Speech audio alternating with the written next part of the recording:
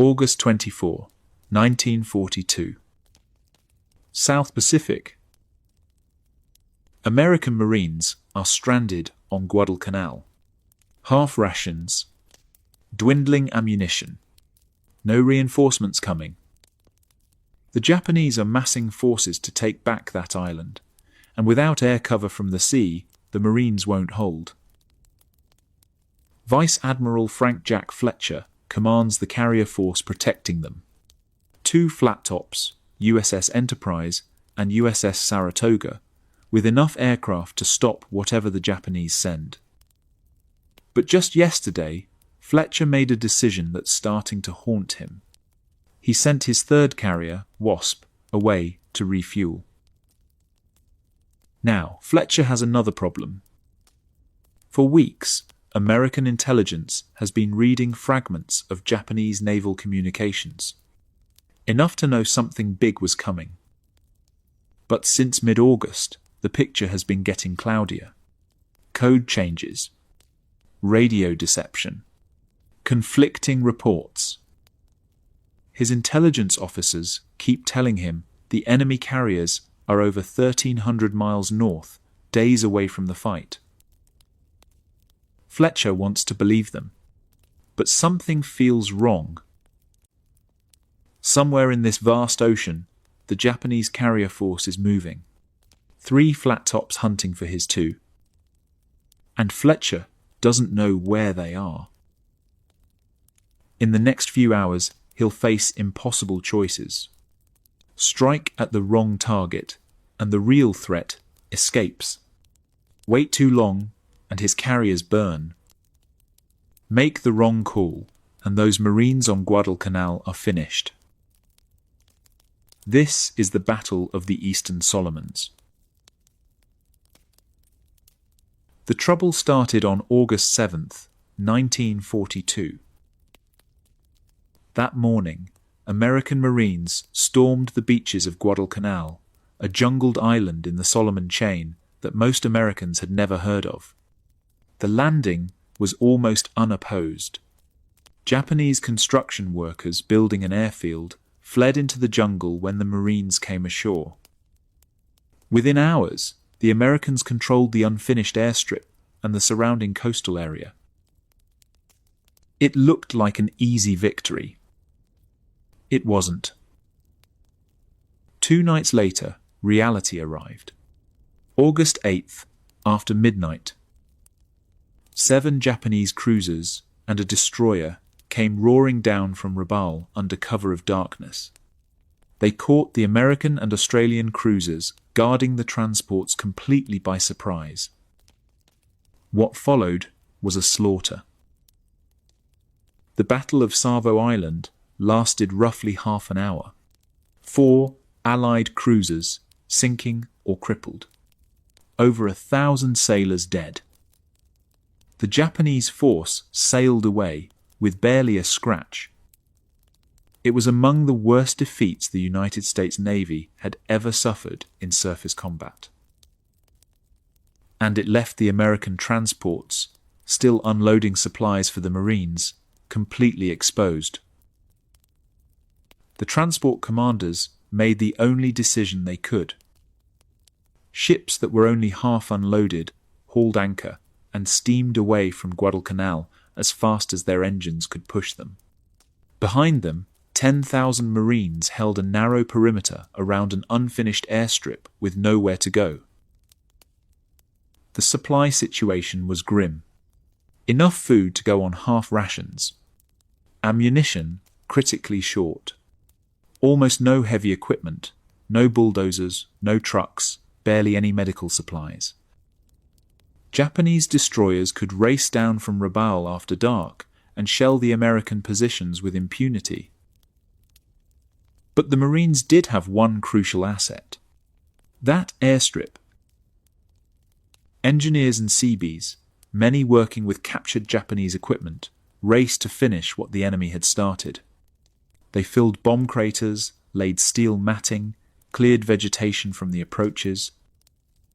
On August 12th, just 5 days after the landing, they declared the runway operational.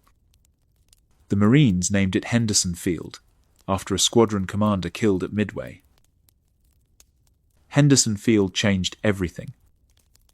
With American aircraft operating from Guadalcanal itself, the Japanese could no longer move freely in daylight. Their destroyers could still shell the perimeter at night, but during the day they'd have to stay north, out of range. More importantly, Henderson gave the Marines their own air cover, without having to rely entirely on carrier aircraft operating hundreds of miles away. The strategic stakes were enormous.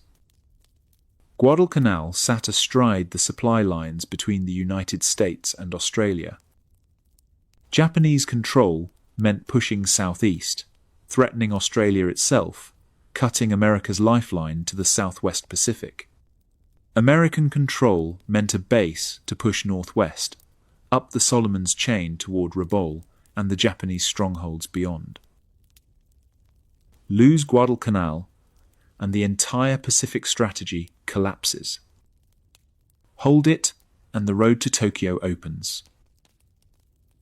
Both sides understood this perfectly, which meant the Japanese would do anything to take Henderson Field back. And protecting those Marines, keeping them supplied, keeping them alive, fell to Vice Admiral Frank Jack Fletcher and his carrier task force. It was exactly the kind of mission carriers weren't designed for. Static defense meant staying in one area for days. Staying meant being found. Being found meant being attacked. But the Marines needed him. So Fletcher stayed. Vice Admiral Frank Jack Fletcher was 57 years old in August 1942. The Navy called him a black shoe admiral, an officer from the old school who'd risen through the ranks commanding cruisers and battleships. He wasn't an aviator. He'd never flown a plane. But when the war started, the Navy needed experienced commanders for its carrier task forces, and he got the job. His reputation was complicated. In December 1941, he'd commanded the relief expedition trying to save Wake Island from Japanese invasion. The mission failed. Wake fell before the task force could arrive. Critics said he'd been too slow, too cautious. His response: the mission had been impossible from the start. Wake was too far, the Japanese too close, the odds hopeless. Probably right, but the failure still stung. Then came the Battle of the Coral Sea in May. His task force met the Japanese carrier force, heading for Port Moresby. The Americans lost the carrier Lexington. The Japanese lost the light carrier Shoho and suffered heavy damage to the fleet carrier Shokoku. Tactically close to a draw. Strategically, an American victory. The Japanese called off the Port Moresby invasion. But the carrier Yorktown had been damaged, and some critics questioned the tactical decisions. A month later came Midway. And at Midway, Fletcher was brilliant. He commanded the American carrier force from Yorktown, while Rear Admiral Raymond Spruance commanded Enterprise and Hornet. When Japanese carriers were spotted northwest of Midway, the crucial decision came fast. Launch everything. Strike first. Spruance's dive bombers caught 3 Japanese carriers with their aircraft on deck and destroyed them in minutes. The air group from Yorktown finished off the 4th carrier later that day. Most decisive American naval victory since the War of 1812. But Yorktown was sunk during the battle, and the critics started asking questions again. Why had the carriers been kept so close together? Why hadn't the pursuit been more aggressive? The questions were mostly unfair. The result was a crushing victory with the forces available, but they reflected a growing concern at the highest levels of the Navy. Admiral Ernest King, Commander-in-Chief of the U.S. fleet, was losing patience. King was aggressive, demanding, and absolutely convinced that the way to win the Pacific War was to attack relentlessly. In King's view, Fletcher was too cautious, too defensive, too willing to withdraw rather than press an advantage. The Watchtower controversy made it worse. Operation Watchtower was the code name for the Guadalcanal invasion. Fletcher commanded the carrier-covering force, 3 flat tops providing air support for the landing. But on August 9th, just 2 days after the Marines went ashore, he pulled his carriers out, withdrew to the south, away from Guadalcanal, away from the transports, away from the Marines. He had his reasons. His carriers had been operating continuously for 3 days in waters where Japanese submarines and land-based bombers could reach them. Fighter strength was depleted. Fuel was running low. After the disaster at Savo Island, the risk seemed too high. So he withdrew to refuel and regroup. The Marines were furious. From their perspective, they'd been abandoned. The transports, forced to leave without completing their unloading, blamed him too. Even some of his fellow admirals questioned the decision. Admiral King, reading the reports in Washington, was coldly angry. Once again, in King's view, caution had been chosen over aggression.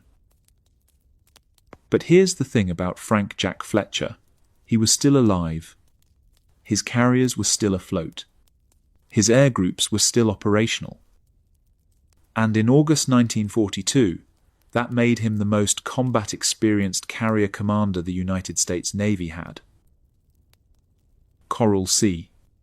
Midway. Encounters with the Japanese carrier force when they were at the peak of their strength. His men trusted him. They felt safe under his command.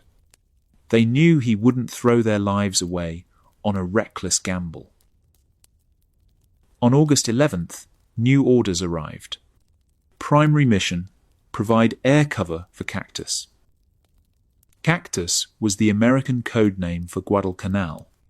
Protect the island and guard the supply convoys heading south to resupply the Marines. It was the mission he'd been dreading. Carriers weren't meant for this kind of work. They were strike weapons, meant to hit hard and withdraw before the enemy could respond. Now he'd have to stay in one general area for days, maybe weeks. Predictable. Exposed. A sitting target for any Japanese submarine or air group that came hunting. But the Marines needed him. So he took his task force, Enterprise, Saratoga, and Wasp, plus their escorting battleships, cruisers, and destroyers, and moved into position south of Guadalcanal. Close enough to provide air cover, far enough to stay out of range of Japanese land-based bombers flying from Rabaul. And he waited for the Japanese to make their move. The intelligence picture in mid-August was a mess. American code breakers had been reading Japanese naval communications with varying degrees of success since before the war started. The main system was called JN-25, a complex cipher the Japanese used for most fleet operations. Breaking JN-25 was how the Americans had known the Japanese were coming to Midway, how they'd positioned their carriers for the ambush that won the battle. But code breaking wasn't magic. It was hard, painstaking work, and the Japanese weren't stupid. They knew the Americans might be reading their traffic, so they changed the cipher regularly. Sometimes the American analysts could break into the new version quickly. Sometimes it took weeks. On August 11th, radio intelligence delivered good news. A new Japanese carrier force had been detected. The Americans called it the Kido Butai, the Japanese term for their mobile carrier striking force. This new Kido Butai was built around 3 carriers, the fleet carriers, Shokaku and Zuikaku, both veterans of Pearl Harbor, plus the light carrier Ryujo. A shadow of the force that had attacked Pearl Harbor, that Kido Butai had 6 fleet carriers. But 3 carriers were still deadly. And intelligence also detected Admiral Kondo's powerful surface fleet, battleships, cruisers, destroyers, apparently staging for operations in the Solomons. The Japanese were coming. The question was when. Then, in mid-August, everything started going dark. The Japanese began changing their communications procedures. New cipher additives. Different code books. American code breakers who'd been reading fragments of Japanese traffic suddenly found themselves staring at messages they couldn't decrypt. Breaking into the new systems would take time, maybe a week, maybe 2 weeks, maybe longer. Until then, radio intelligence would be operating mostly blind. On August 18th, the Japanese changed all their major call signs too. Call signs were the radio identifiers, individual ships and units used. Even when you couldn't read the content of enemy messages, you could track call signs, see which units were communicating with each other, plot their general movements. But if the call signs changed, that tracking became much harder. Worse, intelligence analysts started suspecting radio deception. Maybe some units were deliberately assuming the call signs of other units, making it look like the carriers were in one place when they were actually somewhere else entirely. Without the ability to read message content, there was no way to know for sure. The timing couldn't have been worse. The Japanese were clearly preparing a major offensive to retake Guadalcanal. Intelligence needed to know where their carriers were, when they were coming, what route they'd take. Instead, the picture was getting cloudier by the day. From August 16th through the 21st, radio intelligence kept reporting that the Kido Butai was still in home waters, up near Japan, over 2,000 miles from Guadalcanal. But the analysts were increasingly uncertain. One report admitted, unless orange radio deception is remarkably efficient, this force remains in the homeland. That unless was doing a lot of work. Another report was more blunt. Possible carriers already slipped south undetected. On the evening of August 17th, the first solid warning arrived. Admiral Kondo's surface fleet was expected in the Solomons area within days. A convoy with cruiser escorts was at sea, probably heading for Guadalcanal. Estimated arrival, August 20th to 23rd. As for the carriers, the intelligence report hedged. No concrete indications. Shokaku, Zuikaku, and Ryujo have left Japan, but possibility of undetected move to south exists. Translation: we don't know where they are. They might still be up north. They might be heading south right now. We can't tell you for sure. So, Fletcher operated blind. He knew a fight was coming. He just didn't know when, where, or with what force. Between August 12th and August 21st, the task force stayed in constant motion south of Guadalcanal. An impossible tactical puzzle. Stay within striking range of the island, close enough that aircraft could provide air cover for the Marines and intercept any Japanese forces heading south. But not too close. Japanese land-based bombers operating from Rabaul had the range to reach well into the waters around Guadalcanal. Get too close, and the carriers would be under constant air attack from bases they couldn't touch. The solution was to patrol in a box, roughly 200 miles south of Guadalcanal. close enough to react, far enough to stay out of easy range for Rabal's bombers. It meant days steaming back and forth, waiting for something to happen. And things were happening, just not the big offensive everyone was watching for. Almost every night, Japanese destroyers raced down from the north under cover of darkness. They'd shell Henderson Field or the marine positions, land small groups of troops, then race back north before daylight caught them. Attempts to intercept them failed. The task force was too far south and the Japanese destroyers were too fast. By the time forces could react to a sighting report, the enemy destroyers were long gone. The Marines took the shelling. Some nights just harassment. Other nights heavier, 5-inch guns pounding the perimeter for hours. They dug deeper into their foxholes and waited for morning. On August 20th, a crucial delivery mission arrived. The escort carrier USS Long Island steamed to within flying range of Guadalcanal. From her deck, 31 aircraft, 19 Wildcat fighters and 12 Dauntless dive bombers took off and flew to Henderson Field, the first permanent American air presence on the island. The Marines cheered as the aircraft landed. They had their own air force now. The pilots called themselves the Cactus Air Force, after the island's code name.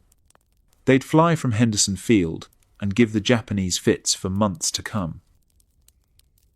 That same night, the Japanese made their first major attempt to retake Henderson Field from the ground. About 900 Japanese troops, part of a force that had been landed by destroyers over the previous nights, attacked the American perimeter at the Tenaru River. They attacked in waves. They were convinced the Marines would break. The Marines didn't break. When dawn came, the defenders counterattacked and destroyed the Japanese force almost completely. Of the 900 men who'd launched the attack, fewer than 30 survived. Stunning victory, proof the Marines could hold their ground even when heavily outnumbered. But 200 miles to the south, the knowledge was clear that the Tenaru fight was just the beginning. The Japanese had committed only a few hundred men. Next time they'd come with thousands. And when they did, they'd bring their carriers to cover the landing. On August 21st and 22nd, the task force guarded 2 more supply convoys heading to Guadalcanal. Both missions were tense. Japanese patrol planes, called snoopers by the Americans, kept appearing on radar. Fighters shot some of them down, but others escaped. And each time a snooper escaped, the assumption had to be that it had reported the task force position. On the night of August 21st, 2 American destroyers patrolling near Guadalcanal ran into a single Japanese destroyer in the darkness. The Japanese ship, the Kawakaze, achieved complete surprise. She fired a spread of torpedoes, struck the USS Blue, and escaped without taking any damage. Blue was fatally wounded and had to be scuttled the next day. Another reminder, if one was needed, that the Japanese owned the night. Their crews were superbly trained for night combat. Their torpedoes, the Type 93 Long Lance, were the best in the world. The Battle of Savo Island had proved Japanese surface forces could massacre American ships in the dark. The sinking of Blue proved they could still do it with a single destroyer against 2. On August 22nd, the usual morning search went out. Patrol planes found no major enemy forces heading toward Guadalcanal. But another snooper found the carriers. For the 3rd time in as many days, a Japanese patrol plane spotted Task Force 61 and transmitted the position before being shot down. That evening, a radio went to Vice Admiral Robert Gormley with an update. The situation was deteriorating. Position compromised multiple times. Fuel situation getting worse. Time to refuel soon, and that meant pulling carriers out of position for at least a day. Then, updated intelligence arrived. The previous estimate, enemy offensive between August 20th and 23rd, was now clearly wrong. Nothing had materialized. The new estimate, indications point strongly to enemy attack in force on Cactus Area 23 to 26 August. Carriers were possible, but not confirmed. The orders were clear. Conduct refueling as soon as practicable, one carrier task force at a time. On the evening of August 23rd, the hardest decision came. Intelligence was saying the enemy carriers were over 1,300 miles away, still up near Truk in the Caroline Islands, maybe farther north. If that was accurate, the Japanese carriers couldn't possibly reach the Solomons before August 27th or 28th. Which meant there was a window, a brief opportunity to pull one carrier out of the line to refuel without leaving the Marines exposed. The carrier Wasp and her escorts detached that evening. She headed southeast to refuel. With her went roughly 60 aircraft, fighters, dive bombers, and torpedo planes now unavailable for combat. The remaining force, Enterprise and Saratoga, had 153 aircraft between them, plus the 38 now operating from Henderson Field. Still, a powerful force, enough to handle whatever came. As long as the intelligence was right, as long as those Japanese carriers really were 1,300 miles away. That night brought frustration and unease. The intelligence estimates kept changing.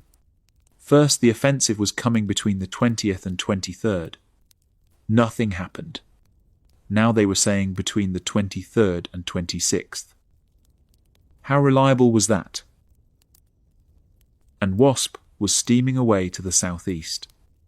Out of position, out of the fight. If the intelligence was wrong, if those carriers were closer than anyone thought, the American force had just been cut by a third on the eve of battle. August 24th dawned quiet. The only target that might appear would be that Japanese convoy intelligence had been tracking, probably the same convoy the strike aircraft had failed to find 2 days earlier. If it showed up again, it would be destroyed. But a carrier battle? Not today. Not with the enemy flat tops, supposedly still hundreds of miles north.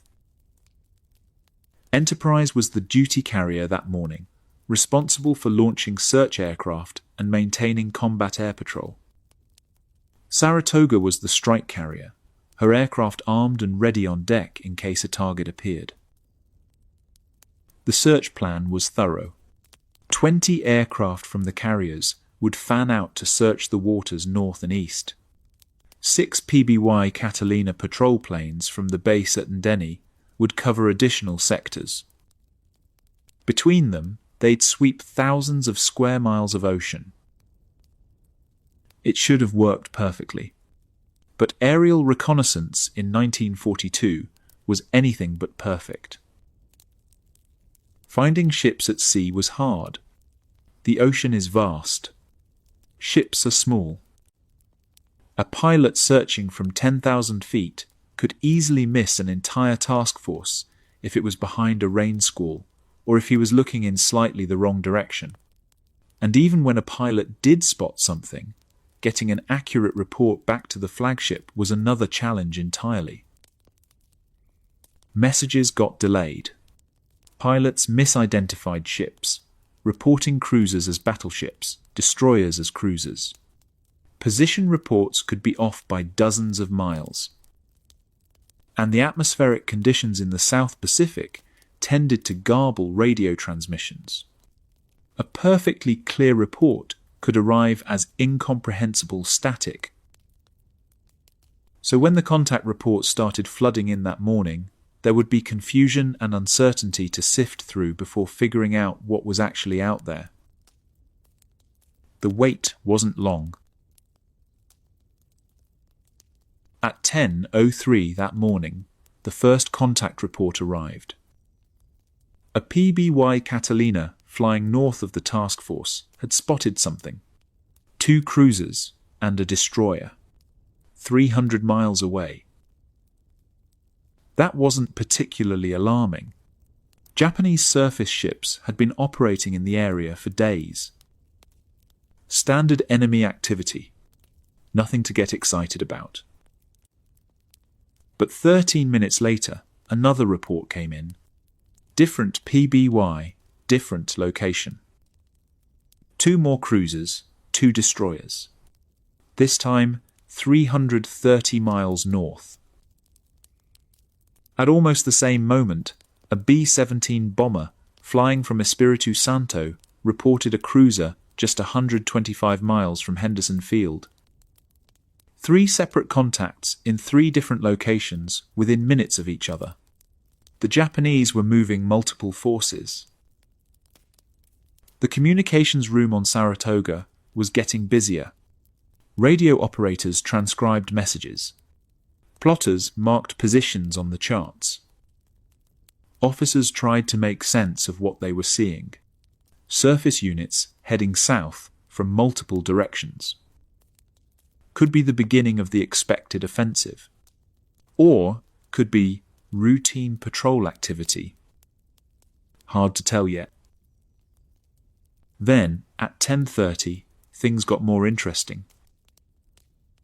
One of the PBY pilots radioed that he was being attacked. 3 Zero fighters had jumped his Catalina. The same pilot who'd reported those cruisers at 330 miles north. His voice was tense but controlled over the radio. He was breaking off his patrol and heading back to base. At exactly the same time, another Catalina crew transmitted that they too were under attack. Zero-type aircraft. They were returning to base as well. And at 10:50, yet another PBY, 330 miles north, reported being attacked by unspecified enemy aircraft. The pilot's transmission was brief and urgent. Then he went off the air. Zero fighters. That changed the entire picture. Japanese cruisers and destroyers didn't carry Zero fighters. Those aircraft came from carriers. Which meant, somewhere up north, somewhere within 330 miles of Task Force 61, there were Japanese flat tops launching combat air patrols. The officers in the flag plot looked at each other. This was it. The much-anticipated counteroffensive was finally here. Not tomorrow. Not next week. Today. Just as this realization was sinking in, Saratoga's air group finally arrived back from Guadalcanal. 38 aircraft appeared in the sky and began their landing approach. One by one, they touched down on the flight deck. Wheels squealing, tailhooks catching the arresting wires. As soon as each aircraft stopped, deck crews swarmed over it, unchaining it from the arresting gear, pushing it forward to the elevators, striking it below to be rearmed and refueled. Good timing. It looked like a busy day was ahead. But where were those carriers? That was the critical question. The PBY pilots had reported Zero attacks, but no carrier sightings. Maybe the Catalinas had been jumped before they could spot the flat tops themselves. Or maybe the carriers were hiding under cloud cover. Or tucked behind a rain squall. The South Pacific had plenty of weather to hide in. Either way, the situation was developing fast. Multiple surface contacts. Zero fighters operating hundreds of miles from any Japanese land base. An offensive clearly underway. The question was, how big and where exactly were those carriers launching those Zeros? At 11:16, the most important message of the day arrived. And it didn't come from any of the search planes. It came from Rear Admiral Thomas Kinkaid on the Enterprise. Kinkaid's radio operators had been monitoring all frequencies. Standard procedure. At some point earlier that morning, they'd picked up a contact report from one of the PBY patrols. A critical report. A carrier had been spotted. One carrier, 2 cruisers, and a destroyer. The sighting had been made at 09:35. Kinkaid looked at the time. 11:16. That sighting was over an hour and 40 minutes old. He checked with his communications officer. When had they received this report? Earlier that morning, sir. Around 09:45 or so. Why hadn't it been passed to Fletcher immediately? We assumed Saratoga had received it too, sir. It was broadcast on the standard frequency. Kinkaid felt a cold sensation in his stomach. He looked across the water towards Saratoga. No air operations were launching from Fletcher's flagship. No signs of preparation for a strike. Nothing. Which meant either Fletcher had received the report and was holding his strike for some reason, or, more likely, Saratoga had never gotten the message. Kinkaid ordered his radioman to rebroadcast the sighting report directly to Fletcher. Make sure it gets through this time. Use every frequency available. The transmission went out at 11:16, and this time Saratoga received it. The message reached Fletcher's flag plot. An officer handed him the decoded text. Fletcher read it twice. Then he looked at the timestamp. A carrier had been spotted at 09:35. He was learning about it at 11:16. Almost 2 hours. 2 hours of operating without knowing that a Japanese carrier had been found. 2 hours during which he could have launched a strike. 2 hours during which that carrier could have moved, launched its own aircraft, or rendezvoused with other forces. How had this happened? Atmospheric interference was always a problem in the South Pacific. Radio transmissions got garbled or lost entirely. Or maybe the radio man on Saratoga had been handling another message at that exact moment and missed the transmission. Or maybe the PBY pilot had sent it on a frequency that Enterprise was monitoring but Saratoga wasn't. It didn't matter how. What mattered was that critical intelligence had taken nearly 2 hours to reach him. And that meant his picture of the battle had been incomplete from the very beginning. 1 minute later, at 11:17, another delayed message arrived. A light cruiser and 4 unidentified ships had been spotted. Time of sighting, 09:05. Over 2 hours ago. Communication failures. Already. And the battle had barely started. Fletcher took a moment to assess what he knew.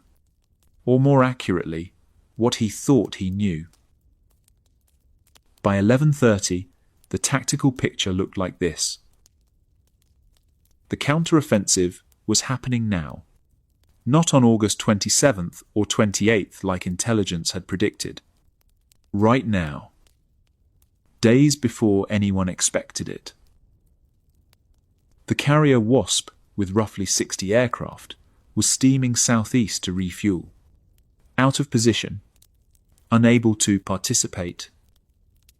That decision to detach her last night suddenly felt very different this morning. One enemy carrier was confirmed. The sighting was over 2 hours old, which meant the information was already stale. But at least it was confirmed. At least he knew one was out there. Where were the other two? Intelligence had detected 3 carriers in the Kido Butai: Shokaku, Zuikaku, and Ryujo. The Americans knew all 3 had been assigned to this operation. Only one had been spotted so far. The other 2 had to be nearby, probably searching for his task force, possibly already launching their strikes. Fletcher looked at his chart again. The confirmed carrier had been spotted to the northwest at 09:35. Assuming it had been steaming south at standard cruising speed, say 15 or 16 knots, it would now be roughly 245 miles away, just barely within extreme striking range for his aircraft.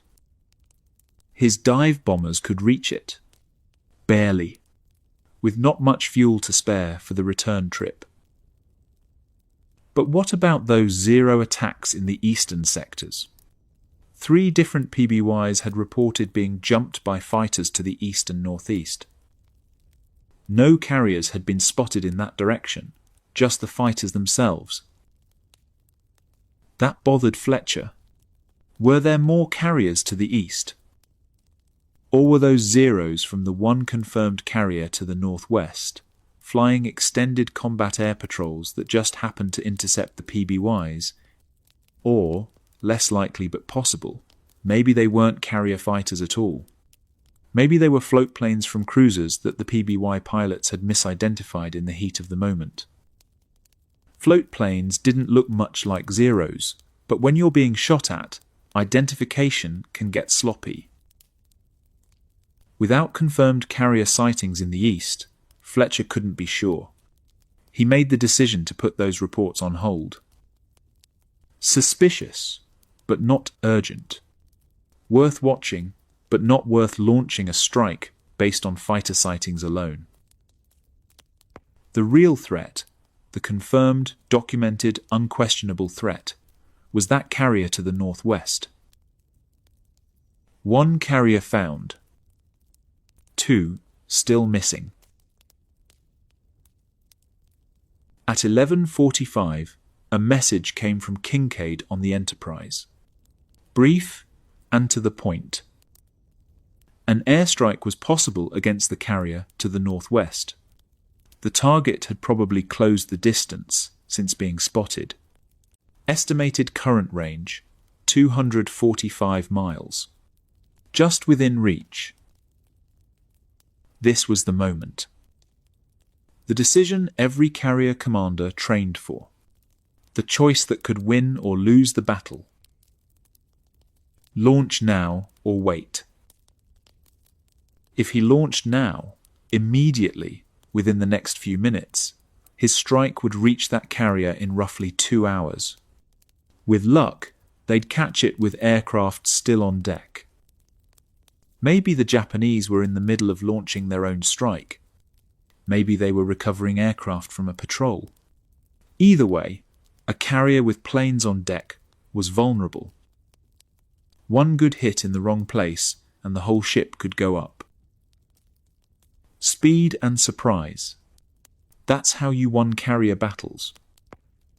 Hit first and hit hard. But there was a problem. A big problem. He'd be throwing his main punch at 1 carrier while 2 more, maybe 3 more, who really knew at this point, remained unlocated. And Fletcher had been in this exact situation before. Back in May, at the Battle of the Coral Sea, he'd received a report of a Japanese carrier force. The report said carrier, cruisers, destroyers. Looked like a major target. So, Fletcher had launched everything he had. Both Lexington and Yorktown sent their full air groups. The strike had been successful. They'd found the carrier and destroyed it. But it turned out to be the Shoho, a light carrier, barely 15,000 tons. A secondary target at best. The main Japanese carrier force, the fleet carriers Shokaku and Zuikaku, the real prizes, had been somewhere else entirely. Undetected. Untouched. And the next day, those carriers had found Fletcher's task force and attacked. Lexington was sunk. Yorktown was damaged. Heavy price to pay for sinking a light carrier that wasn't even the main threat. Fletcher had no intention of repeating that mistake. Not here. Not today. If he waited, if he held his strike for another hour or two, maybe his search planes would find the other carriers. Then he could plan a coordinated attack. Hit all 3 Japanese carriers at once. Or at least 2 of them. Destroy the entire Kido Butai in one massive blow. That was the dream scenario. The Midway scenario. Find the enemy carriers, launch everything, catch them all with their pants down. But waiting had its own risks. Serious risks. Every minute Fletcher delayed was a minute the Japanese could use to find him. And if they found him first, if they launched before he did, his carriers would be caught with aircraft on deck. Fuel lines open while planes were being armed and fueled. Bombs and torpedoes stacked in the hangar decks, waiting to be loaded. Ordnance handlers running around with 500-pound bombs on dollies. One hit in the wrong place under those conditions, and an American carrier could turn into a fireball. That's what had happened to the Japanese at Midway. American dive bombers had caught their carriers in the middle of rearming aircraft. 3 carriers destroyed in 5 minutes. The most devastating 5 minutes in naval history. Fletcher had been there. He'd seen it happen. He knew what could go wrong. On the other hand, no enemy search planes had been detected on radar so far this morning, which might mean his position was still secret, which might mean it was safe to wait a little longer. Might. Maybe. Possibly. Those were the words that defined carrier warfare in 1942. You never had complete information. You never had perfect certainty. You made decisions based on incomplete intelligence and hoped you'd guessed right. If you were commanding Task Force 61 at that moment, with 1 carrier confirmed but 2 unlocated, with intelligence that had already failed you once today, with your 3rd carrier unavailable because you'd sent her to refuel, what would you do? Launch everything at the 1 target you know about? Or wait and hope you find the others before they find you? Fletcher decided to wait. He would hold his strike for now. Task Force 61 would close the distance with that confirmed carrier to the northwest, shorten the range, give his aircraft better odds of reaching the target and returning safely. And he'd give his search planes more time to find the other 2 flat tops. When they appeared, if they appeared, he'd launch a coordinated strike against all of them. It was the cautious choice, the careful choice, the choice that would be criticized by people who weren't there and didn't understand the fog he was operating in. But it was also the choice that kept his striking power intact until he knew what he was really facing. No sense throwing away your main force on a secondary target while the real threat remained hidden. He ordered a second search launched. More aircraft. More sectors covered. Find those missing carriers. And on the deck of the Saratoga, 50 aircraft sat fueled and armed. dive bombers with 1,000-pound armor-piercing bombs, torpedo planes with Mark 13 aerial torpedoes, all ready to launch at a moment's notice, all waiting for a target. The deck crews stood by their aircraft. Pilots sat in ready rooms, reviewing their navigation charts.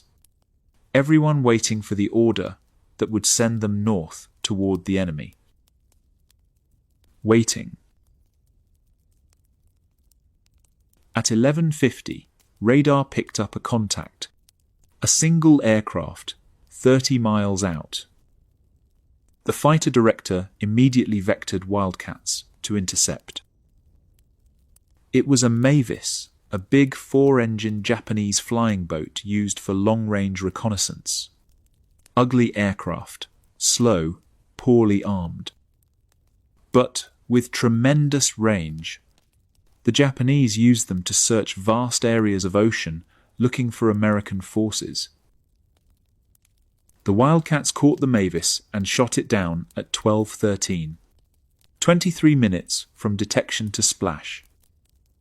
The burning hulk hit the ocean 30 miles from the task force. Had it transmitted Fletcher's position before going down? That was the critical question. The radioman on Saratoga and Enterprise reported no enemy transmissions detected. But Fletcher knew that didn't mean much.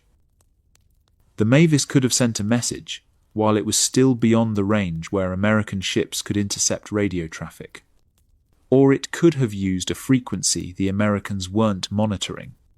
Or it could have sent a short burst transmission that went unnoticed in all the other radio chatter. Standard Japanese procedure was to transmit immediately upon sighting enemy forces. Every patrol pilot knew that. Find the enemy, report the enemy, then try to stay alive long enough to track them. So probably, almost certainly, that Mavis had gotten a message out. Which meant the Japanese now knew where Task Force 61 was, or at least had a good idea. At 12:42, an updated sighting report came in on those surface units to the north. More details on course and composition. The contact had been amplified, meaning additional aircraft had spotted the same force and provided better information. Still no carriers reported among them. Just cruisers and destroyers heading south. 10 minutes later, radar lit up again. Another aircraft contact. This time, much closer. The Combat Information Center on Enterprise tracked the bogey as it approached. Fighters were already scrambling off both carriers. They caught the intruder at low altitude, flying fast and heading straight for the task force. It was a Betty bomber, a twin-engine Japanese aircraft that served as both a medium bomber and a torpedo plane. Fast for its size, long range, and armed with a 20mm cannon in the tail for defense. The Wildcats opened fire. The Betty's tail gunner fired back. But 4 Wildcats against 1 bomber was no contest. The Betty took multiple hits and began trailing smoke. It tried to turn away, but the Wildcats stayed on it. More hits. An engine caught fire. The Betty rolled over and plunged into the ocean 7 miles from the Saratoga. 7 miles. That was almost nothing. That Betty had gotten close enough to see the American carriers with the naked eye before being shot down. Close enough to count them. Close enough to estimate their course and speed. Close enough to provide the Japanese command with precise targeting information. Once again, the radioman reported no transmissions detected. Once again, Fletcher didn't believe it mattered. That Betty had seen them. And Japanese patrol doctrine called for immediate reporting. The pilot would have transmitted the second he spotted American ships on the horizon. The presence of these patrol aircraft clearly indicated that the American position must be known to the enemy. Fletcher would write exactly that in his after-action report. Not might be known or possibly known. Must be known. The noose was tightening around Task Force 61. Then, at 1320, radar detected something much worse than a single patrol plane. Bogies. Multiple aircraft, already airborne and inbound. An airstrike. The radar operators on Enterprise tracked the formation carefully, counting the number of contacts, plotting the course, estimating speed and altitude. The formation was large, maybe 20 or 30 aircraft. Hard to tell exactly from radar returns. They were heading south, coming from the north, on a course that would take them. The formation flew past to the west of the task force. It wasn't heading toward Fletcher. It was heading toward Guadalcanal. Henderson Field was about to be attacked. This was both good news and terrible news. Good because it meant the Japanese strike wasn't coming for Task Force 61. Not this one anyway, not right now. Terrible because it proved beyond any doubt that Japanese carriers were in the area. Close enough to launch strikes. Close enough to matter. And Fletcher still didn't know where they were. That airstrike could divert toward him at any moment. All it would take was one radio call from Japanese command. Enemy carriers spotted, change course to intercept. And suddenly, that formation heading toward Guadalcanal would be heading toward him instead. Or worse, a second strike could already be inbound. Different carrier, different formation, already launched and flying toward his task force, while he sat here tracking the one going to Henderson. Fletcher's tactical situation was deteriorating by the minute. He'd waited as long as he dared, longer than some of his staff thought prudent. Multiple factors were now forcing his hand. First, his position had been compromised. Multiple patrol aircraft had spotted the task force. That Mavis at 30 miles. That Betty at 7 miles. Both likely transmitted before being shot down. The Japanese knew where he was. No point pretending otherwise. Second, that airstrike heading toward Guadalcanal could divert at any time. If Japanese command decided American carriers were a more valuable target than Henderson Field, and they probably were, that formation could turn around and come straight at him. He'd have maybe 20 minutes warning. Maybe less. Third, a second strike could already be coming from those still undetected carriers. 2 carriers were out there somewhere. They'd been out there all morning. They could have launched hours ago. Their aircraft could be inbound right now, while Fletcher sat here with his strike force still on deck. Fourth, vulnerability. He couldn't keep waiting with armed aircraft crowding his flight decks. Every carrier commander in the Navy had nightmares about getting caught the way the Japanese had been caught at Midway. Aircraft packed on deck. Fuel lines running everywhere. Ordnance stacked in the hangar bays. One bomb hit under those conditions, and the entire ship could explode. Fifth, time. It was already well into the afternoon, past 1300 hours. If he waited much longer, his aircraft wouldn't be able to strike and return before dark. And night carrier landings were dangerous, even in peacetime. In combat conditions, with damaged aircraft and wounded pilots trying to find a blacked-out carrier in the middle of the ocean, they'd be near suicidal. Every minute Fletcher waited was another minute for something to go wrong. Another minute for those undetected carriers to find him. Another minute for that strike, heading to Guadalcanal to get redirected. Another minute closer to darkness. So here was the decision again. Same impossible choice, slightly different circumstances. One carrier confirmed to the northwest, but two still missing somewhere in this vast ocean. Launch now or keep waiting. What would you do? At 13:40, Fletcher gave the order. Launch the strike. Saratoga turned into the wind. The flight deck came alive with activity. Plane handlers ran to their positions. Deck crews pulled the chocks from wheels. Pilots climbed into their cockpits and began their engine start procedures. One by one, 30 dauntless dive bombers roared down the flight deck and into the air. Then, 8 Avenger torpedo bombers. 38 aircraft total, heading northwest toward that carrier sighting from this morning. No fighter escorts. The Wildcat fighters didn't have the range to make the trip out to the target and still have enough fuel to get back. The strike would have to go in without air cover.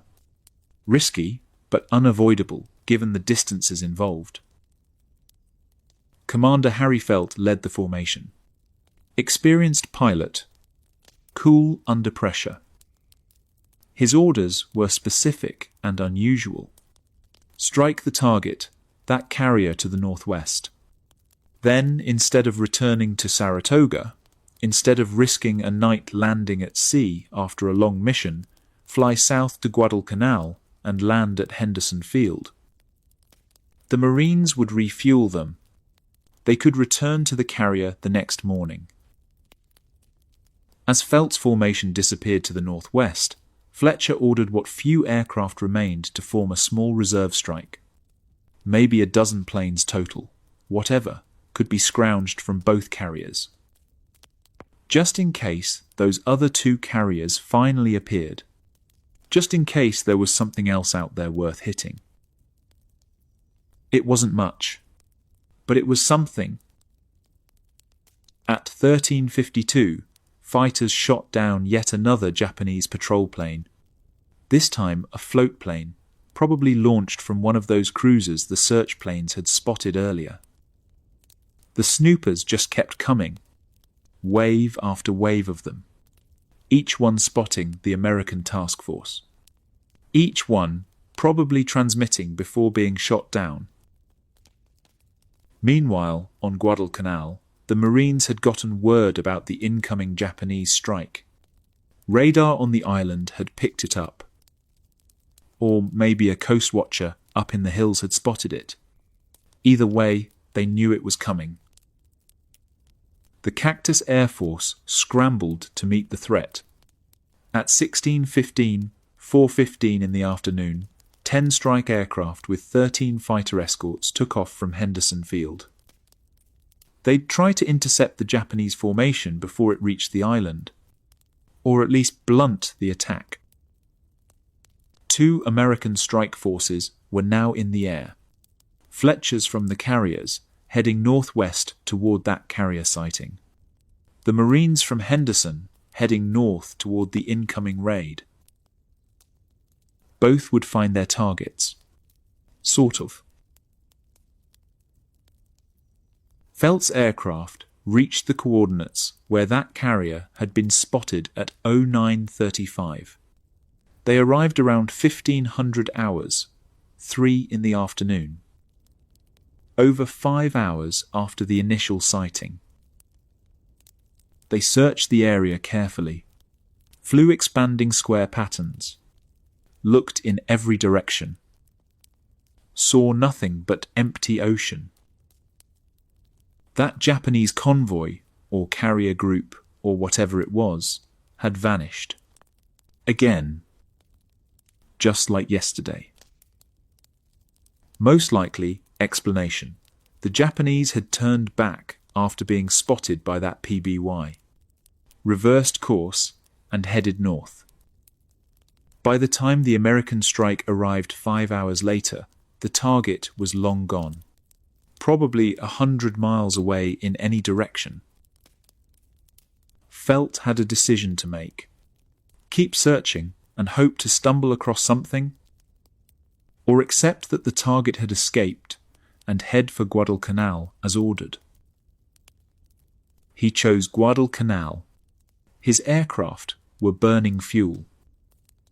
There was a lot of ocean to search and not much daylight left. Better to land, refuel, and live to fight another day.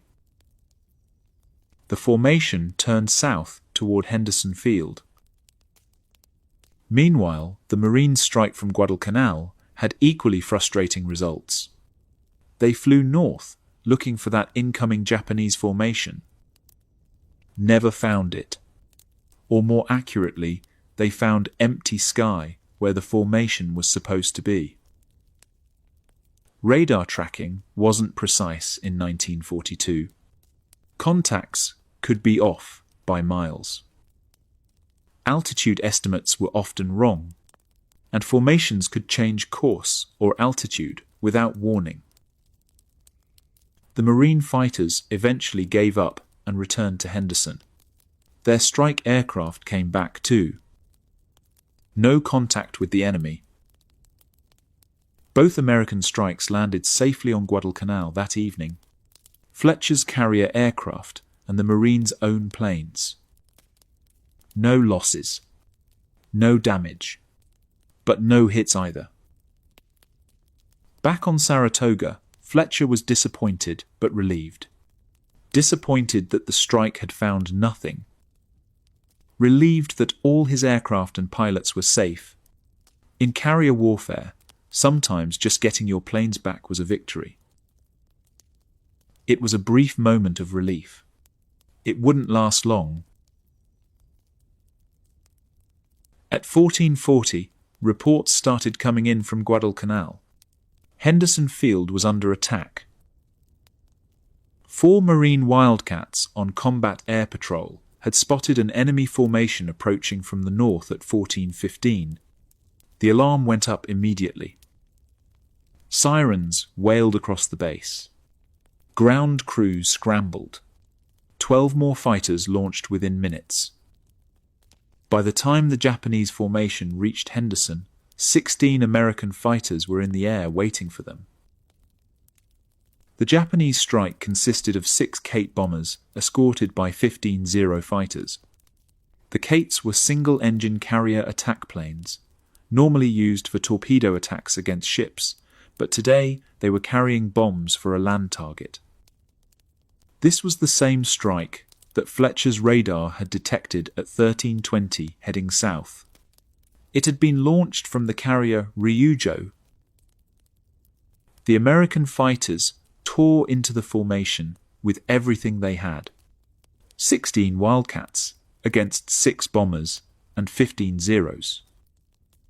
The sky over Guadalcanal erupted with gunfire and tracers and aircraft maneuvering violently. Several Japanese aircraft were shot down before the bombers reached their target. But enough got through. The Kate pilots held formation and pressed their attack despite taking losses. At 1430, bombs fell on Henderson Field. The Japanese bombardiers were accurate. They left a neat cluster of craters on the runway and in the surrounding area. Explosions marched across the airfield. Dirt and debris flew into the air. Then 9 Zero fighters, separate from the bomber escort, probably a second wave, dove out of the sky and strafed the airfield. They shot up anything they could see. Parked aircraft got riddled with bullets. Buildings took hits. The runway got peppered with machine gun fire. Then they turned north and raced for home at full throttle. The American fighters pursued the retreating Japanese aircraft and inflicted heavy losses. The sky became a running gunfight. Wildcats chasing Zeros and Kates. Zeros trying to protect the bombers. Aircraft trailing smoke and spinning down toward the ocean. By the time the air battle was over and the survivors had straggled back to their carriers, the Japanese had lost 4 Kate bombers and 3 Zero fighters. The Americans lost 3 Wildcats. And what about Henderson Field? Despite the accurate bombing, the damage was surprisingly light. Most of the bomb craters were in empty areas between buildings. A few structures were damaged, but nothing critical. No aircraft were destroyed on the ground. The runway had some holes in it, but nothing that couldn't be filled and graded within a few hours. Given the losses suffered by the Japanese air group compared to the minimal damage inflicted, the raid had to be counted as a failure. The Marine pilots landed back at Henderson Field and celebrated enthusiastically. First blood. First major aerial victory for the Cactus Air Force. But Fletcher, still 200 miles to the south aboard Saratoga, didn't know the details yet. All he knew was that Henderson had been attacked by carrier aircraft, which meant at least one Japanese carrier was close enough to launch strikes, close enough to be a threat. And he still didn't know where it was, still didn't know where the other 2 were, still operating blind despite all the search planes he'd sent out. While the Marines were fighting off the attack on Henderson, Enterprise's afternoon search continued reporting contacts. Most were just amplifying previous reports. That carrier to the northwest, or at least the area where it had been spotted hours ago. Those surface units steaming south. Nothing new. Nothing that changed the tactical picture. Then at 15:25 came a transmission that changed everything. One of the Enterprise search pilots was on the radio. His voice was excited, urgent. The transmission was garbled. Atmospheric interference turned parts of it into incomprehensible static. But a few key words came through clearly enough. The pilot had spotted carriers. Multiple carriers. He'd attempted to attack them, but his bombs had missed. And their decks were full of aircraft. The radioman on Saratoga and Enterprise frantically tried to get clarification. What's your position? How many carriers? What course are they on? But the transmission was breaking up. More static. Fragments of words. Then silence. What they'd heard, what they thought they'd heard, was terrifying enough. 2 CVs with decks full. CV was the Navy designation for aircraft carrier. 2 carriers, with aircraft on their flight decks ready to launch. That was it. No location. No course. No speed. No bearing. No distance. Nothing. Just that one garbled transmission, and then radio silence. Somewhere in this immense sector, somewhere within a few hundred miles of Task Force 61, 2 Japanese fleet carriers had been sighted. The real threat. The main force. Shokaku and Zuikaku, most likely. The veterans of Pearl Harbor. The carriers that had been hunting for him all day. And they had aircraft on their decks, which probably meant they were preparing to launch. Or maybe already launching. Fletcher had kept a small reserve strike ready on Enterprise and Saratoga for exactly this moment. A handful of dive bombers and torpedo planes, maybe a dozen aircraft total, armed and fueled, and waiting for a target. Now, Those two carriers had finally appeared. The moment he'd been waiting for all day. The opportunity to hit the main Japanese force. But with no coordinates, he couldn't launch. He couldn't send his aircraft out to search thousands of square miles of ocean, hoping to stumble across the enemy by sheer luck. They'd run out of fuel and ditch long before finding anything. The agony of knowing the enemy was there, close enough to strike, close enough to matter, close enough to be the decisive factor in this battle, but not knowing where.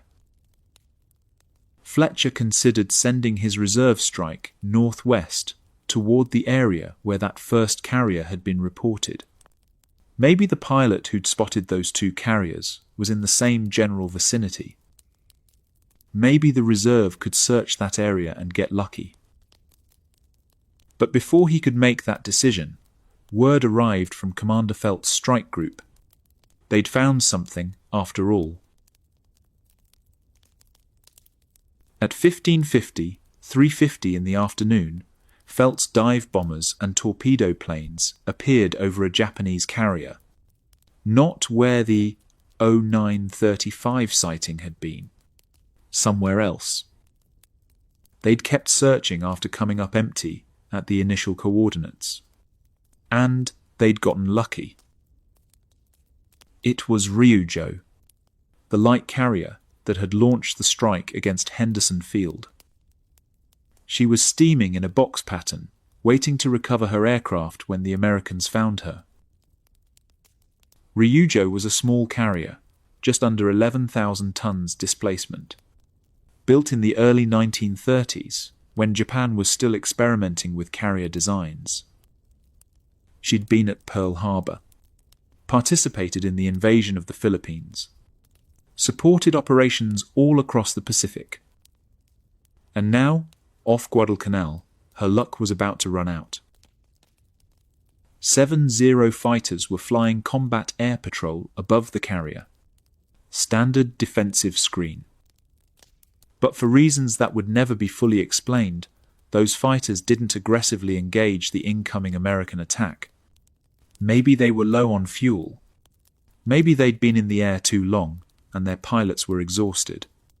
Maybe the attack developed too quickly for them to react effectively.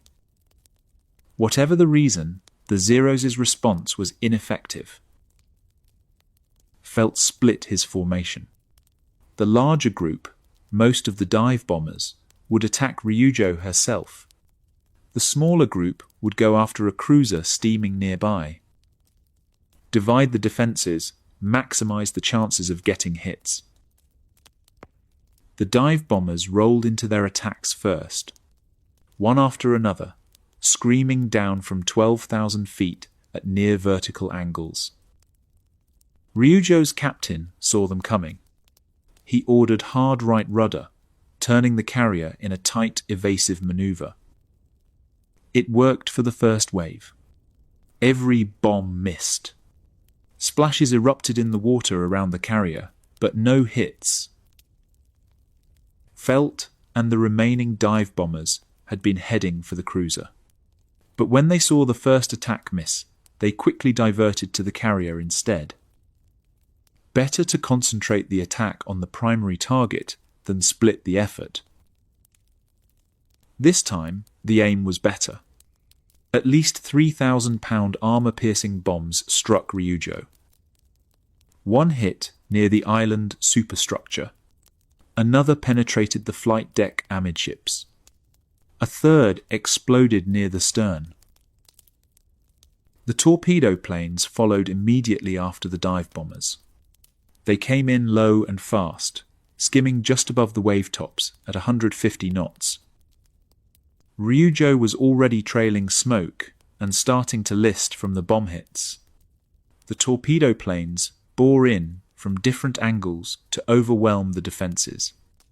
At least one Mark 13 torpedo struck the carrier's starboard side below the waterline. Ryujo was finished. Multiple bomb hits topside, and at least one torpedo hit below the waterline. Fires erupted across her flight deck. Secondary explosions ripped through her hangar as aviation fuel and ordnance cooked off. Black smoke poured into the sky, visible for miles. The American aircraft turned and headed south toward Guadalcanal. Remarkably, not a single plane had been lost in the attack. The ineffective response from the Japanese Combat Air Patrol had allowed them to press home their attacks without taking casualties. Ryujo's air group, the Kates and Zeros that had attacked Henderson Field, returned to find nowhere to land. Their carrier was burning and clearly doomed. Every aircraft had to ditch in the ocean. Most of the aircrews were rescued by the escorting destroyers, but all the aircraft were lost. Destroyers came alongside Ryujo to take off survivors. The crew abandoned ship in good order, but the carrier lingered for hours, burning and listing progressively further to starboard. Finally, at 2000 hours, 8 o'clock that evening, she rolled over and slipped beneath the waves. 120 men went down with her. Back on Saratoga, Fletcher received the news with mixed feelings. Relief that the strike had been successful. Satisfaction that at least one enemy carrier had been destroyed. But also frustration that it had been Ryujo, a light carrier, a secondary target at best. The real prizes, those 2 fleet carriers that had been spotted with decks full of aircraft, were still out there somewhere. Still unlocated. Still hunting. And Fletcher had just expended his main striking power on a target that wasn't the primary threat. Exactly what he'd been trying to avoid. Exactly the mistake he'd made at Coral Sea. Hit the secondary target while the main force escaped. He was still considering what to do with his small reserve strike when the decision was taken completely out of his hands. Radar lit up. Multiple contacts. Large formation. 88 miles out and closing fast. Fletcher's worst fears were about to be realized. Lieutenant Commander Oscar Pedersen stood in the flag plot aboard Saratoga and summarized the situation with brutal honesty. Pedersen was the Air Operations Officer for Task Force 61, the man responsible for coordinating all the carrier aircraft operations. He'd been watching this disaster develop all afternoon, tracking the contacts, plotting the positions, doing the math in his head. And the math wasn't good. To say the least, he would later write, we were in a bad predicament. All the attack planes were committed on missions far from the carriers. Commander Felt's strike group was somewhere over Guadalcanal by now, having found and destroyed Ryujo but too far away to help with what was coming. The small reserve strike had been launched northwest and was equally unavailable. That meant the carriers had no offensive capability left. No way to hit back at the Japanese. All they could do was defend. Meanwhile, the main enemy force, those 2 fleet carriers with decks full of aircraft, remained unlocated. Somewhere north. Somewhere close. Somewhere within striking range. And now their planes were inbound. The best we could do, Pedersen concluded, was get ready for an air attack and hope for the best. Hope wasn't much of a tactical plan, but at this point, it was all they had. The incoming strike showed on radar as a solid mass of contacts 88 miles to the northwest. The radar operators counted the returns carefully. Approximately 30 to 40 aircraft. Hard to get an exact number. Radar returns from multiple aircraft flying in close formation tended to merge together on the scope, creating single large blips instead of individual contacts. But definitely a major strike. Definitely enough to do serious damage if they got through. The formation was under the command of Lieutenant Commander Mamoru Seki, an experienced carrier pilot, veteran of multiple operations. He led 27 Aichi dive bombers, the aircraft the Americans called VAL after the first two letters of its designation, escorted by 10 Mitsubishi Zero fighters. 37 aircraft total. They'd launched from the carriers Shokaku and Zuikaku about an hour earlier, the same two fleet carriers that had been spotted with decks full of aircraft. The same carriers that had been hunting Fletcher all day. The same carriers that had won the reconnaissance battle by finding the Americans first. For those following this story, it's time to lift the fog of war for a moment. Time to see what Fletcher couldn't see from his position 200 miles to the south. Those two Japanese fleet carriers, Shokaku and Zuikaku, had been just north of Task Force 61 the entire time. Not 1,300 miles away like intelligence had estimated. Not days away from arriving. Right there. Close enough to launch strikes. Close enough to be a mortal threat. But hidden by weather, by distance, by the sheer vastness of the Pacific Ocean, they'd found Fletcher before he found them. They'd launched their strikes before he could strike them. In carrier warfare, that was everything. Find first, strike first, win. Simple as that. Now, their aircraft were inbound, and Fletcher was about to face his moment of reckoning. The first priority was getting fighters airborne, as many as possible, as fast as possible. Enterprise and Saratoga both turned into the wind. The bridge gave the order, launch fighters. On both carriers, the flight decks erupted with controlled chaos. Plane handlers sprinted to their positions. Deck crews pulled chocks from wheels and yanked away tie-down chains. Wildcat fighters, their engines already running, their pilots already strapped in, began taxiing toward the launch positions. One after another, the fighters roared down the flight decks. Engines at full power, propellers clawing at the air. Each Wildcat accelerated down the deck, reached flying speed, lifted off from the bow, and immediately pulled into a steep climbing turn. Wheels retracting, banking hard to clear the flight deck for the next aircraft. Climbing desperately for altitude. Within minutes, 53 Wildcats were airborne. Every fighter, both carriers could get into the air. Pilots from multiple squadrons. Different levels of experience. Different amounts of fuel and ammunition. But all of them heading toward one objective: intercept that incoming strike before it reached the carriers.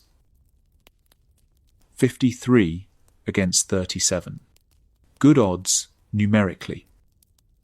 The Americans had more fighters than the Japanese had total aircraft. If the intercept worked, if the Wildcats could get to the right place at the right time, they could shred that strike before it ever threatened the carriers. But numbers weren't everything in air combat. Position mattered. Altitude mattered. Coordination mattered. And all of those things were about to go wrong. The next priority was clearing the flight decks. Fletcher still had that small reserve strike spotted on both carriers, maybe a dozen dive bombers and torpedo planes total. They'd been held back in case those other Japanese carriers appeared. Now they were just dangerous cargo. Armed aircraft sitting on a flight deck during an attack were a nightmare. Each plane was essentially a bomb waiting to go off. Fuel tanks full. Ordnance loaded. One hit anywhere near them and the entire flight deck could turn into an inferno. That's what had happened to the Japanese carriers at Midway. Caught with planes on deck. Caught with bombs and torpedoes stacked everywhere. One American bomb hit, and boom! Carriers exploding like ammunition dumps. The order went out. Launch the reserve strike immediately. Head northwest toward the last known position of those Japanese fleet carriers. Maybe they'd find something worth hitting. Maybe they wouldn't. Didn't matter. What mattered was getting those armed aircraft off the carriers before a Japanese bomb turned them into floating volcanoes. The reserve strike launched and headed northwest into the empty ocean. Within 20 minutes, both carrier flight decks were clear. No aircraft topside except for the combat air patrol. No ordnance exposed on deck. No fuel lines running everywhere. The flight deck crews shut down and drained the fueling systems. Damage control parties took their positions with hoses and firefighting equipment ready. Watertight doors were dogged shut throughout both ships. Both carriers were as ready as they were going to be. Buttoned up, prepared for the worst. Now everything depended on the fighter pilots. The fighter director officer sat in the Combat Information Center deep inside Enterprise. Dark room. Radar scope glowing green in front of him. Radio headset connecting him to every fighter in the air.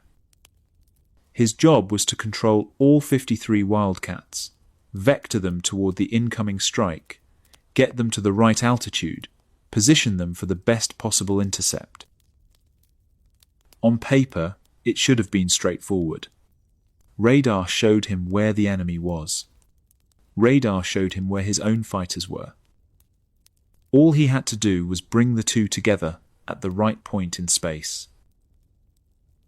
In reality, it was about to become a disaster. Radar showed the enemy formation now 44 miles out and closing. The fighter director made his call. He ordered 11 Wildcats to vector northwest as the primary intercept group. 16 more would follow in support. Get out there and hit them as far from the carriers as possible. Break up the formation. Shoot down as many as you can. Don't let them reach the ships. But the fighter director had two major problems working against him. Two variables he couldn't control. Two factors that were about to ruin the intercept. Problem number 1. Altitude. Radar in 1942 could tell you where an aircraft was in 2 dimensions. It could show you the bearing, north, south, east, west. It could estimate the distance, how many miles away. But it couldn't tell you altitude.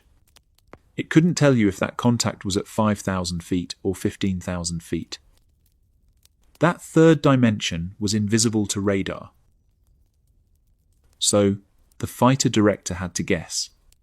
Based on experience. Based on knowledge of typical enemy tactics. Based on what altitude dive bombers usually operated at. He estimated the incoming strike at 12,000 feet. That was a reasonable guess. Standard operating altitude for most dive bomber formations. He vectored his fighters to intercept at 13,000 feet, slightly above the estimated enemy altitude, so the Wildcats would have the advantage of height. Diving down into an attack was always better than climbing up into one. His estimate was wrong.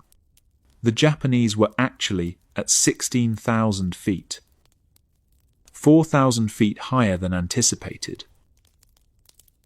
That 4,000 feet would make all the difference. Problem number 2, radio discipline. Or, more accurately, the complete lack of it. All 53 Wildcats were on the same radio frequency. One circuit. One channel. Standard procedure for the time, easier than trying to coordinate multiple frequencies. But it created a fundamental problem. Only one person could talk at a time. When one pilot keyed his microphone to transmit, everyone else's radios went silent. They couldn't transmit. They couldn't hear anything except that one pilot's voice. The fighter director's instructions were blocked. Other pilots' warnings were blocked. Everything was blocked until that one pilot released his microphone button. In theory, pilots were trained to keep radio transmissions brief and essential. Report what you see. Acknowledge orders. Give warnings when necessary. Nothing more. In practice, in combat, with adrenaline pumping, with enemy aircraft approaching, with young pilots who'd never been in a real fight before, that discipline broke down fast. "Tally-ho!" someone shouted over the radio. The traditional call meaning, "I see the enemy." "Where?" Another pilot responded immediately. "Blocking the circuit." "I see 'em too," a third pilot called out. "More blocking." "Which ones?" "Over there." "I got one." "Watch out." "Where's the formation?" "Coming from the north." "No, northwest." "Zeros at 3 o'clock." The radio circuit dissolved into chaos. Dozens of pilots all trying to talk at once. Each transmission blocking the next. Information overload. Confusion. Multiplying confusion. And through all of this, the fighter director couldn't get a word in. He tried to transmit course corrections. Blocked. He tried to update the enemy position. Blocked. He tried to coordinate the different fighter groups. Blocked again. All he could do was sit there in the Combat Information Center, watching his carefully planned intercept fall apart, listening to his pilots talking over each other, unable to do anything about it. Meanwhile, Lieutenant Commander Seki was executing his own plan. He'd spotted Task Force 61 earlier at 1620. 2 American carriers steaming in formation with their escorts. Beautiful targets. Exactly what he'd been sent to find. But Seki didn't attack immediately from his current position to the northwest. That would be predictable. That's where the Americans would expect the attack to come from. Instead, he turned his formation east, away from the carriers, circling around to attack from a different angle. He wanted to come at them from the north, hit them from their blind side, confuse the defensive response, make it harder for American fighters to intercept because they'd be looking in the wrong direction. It was smart tactics. Professional flying. Exactly the kind of careful planning that separated experienced carrier pilots from beginners. And it worked perfectly. The American fighters were positioned to intercept a strike coming from the northwest at 12,000 feet. Instead, Seki's formation came from due north at 16,000 feet. Wrong bearing, wrong altitude, wrong everything. The Japanese formation flew right over the American fighters, 4,000 feet above them.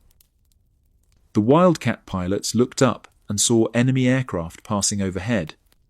Too high, too far, already past them. The pilots tried to climb and intercept. Throttles pushed to the firewall. Noses pitched up. But the Wildcat wasn't a particularly good climbing aircraft. It was tough, it could take damage, but it wasn't fast, and it wasn't a good climber. By the time the fighters gained enough altitude to matter, Seki's bombers were already through the outer defensive screen and heading for the carriers. A few wildcats managed to engage the Zero escorts. Brief dogfights at the edge of the formation. Guns firing. Aircraft maneuvering. 1-0 was shot down. But the bombers, the real threat, the aircraft carrying the 1,000-pound bombs that could sink a carrier, got through completely untouched. Not a single American fighter managed to shoot down a single Japanese dive bomber before they reached their attack positions. The defensive intercept had failed completely. At 16:38, Lieutenant Commander Seki reached his dive point.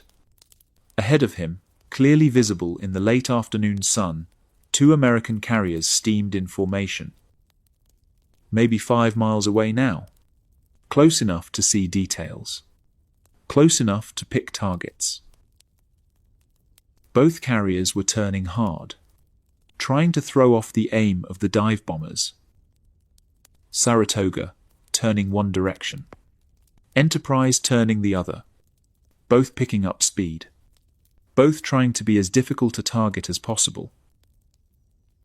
Seki made his decision. He split his formation. 18 dive bombers would attack Enterprise. 9 would attack Saratoga. Divide the attack. Overwhelm both targets. Better chance of getting hits. The anti-aircraft fire started immediately.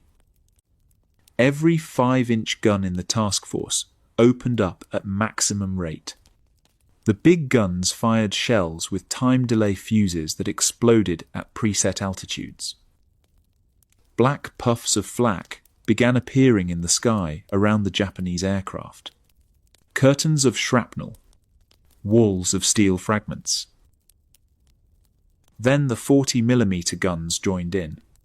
Shorter range, but faster firing. Streams of tracers arcing up toward the bombers. And finally the 20mm cannons, close-range weapons that filled the air around the ships with a curtain of lead. The noise was incredible, deafening.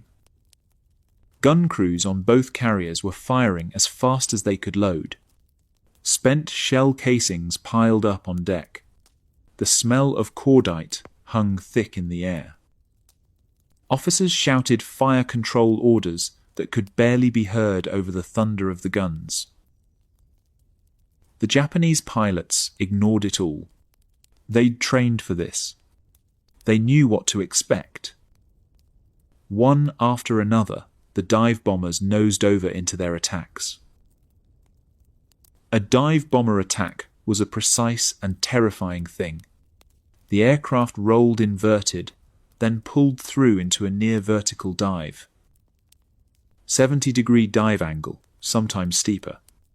Accelerating rapidly as gravity added to engine power. 250 knots. 260. 270. Screaming down through the anti-aircraft fire with a 1,000-pound bomb slung beneath the fuselage. The pilot couldn't maneuver much during the dive. Minor corrections only. He had to hold the aircraft steady to keep his aim. Point the nose at the target and trust his dive brakes to keep the speed manageable. Watch the carrier growing larger in his bomb sight. Wait for the right moment. Then release the bomb and pull out hard, 6 or 7 Gs, pressing him down into his seat as the aircraft arced back toward level flight. Pull out too early and the bomb misses. Pull out too late and you fly into the ocean or crash into your own target. It required skill and nerves, and a willingness to fly into a storm of anti-aircraft fire without flinching. At 16:41, Enterprise's ordeal began.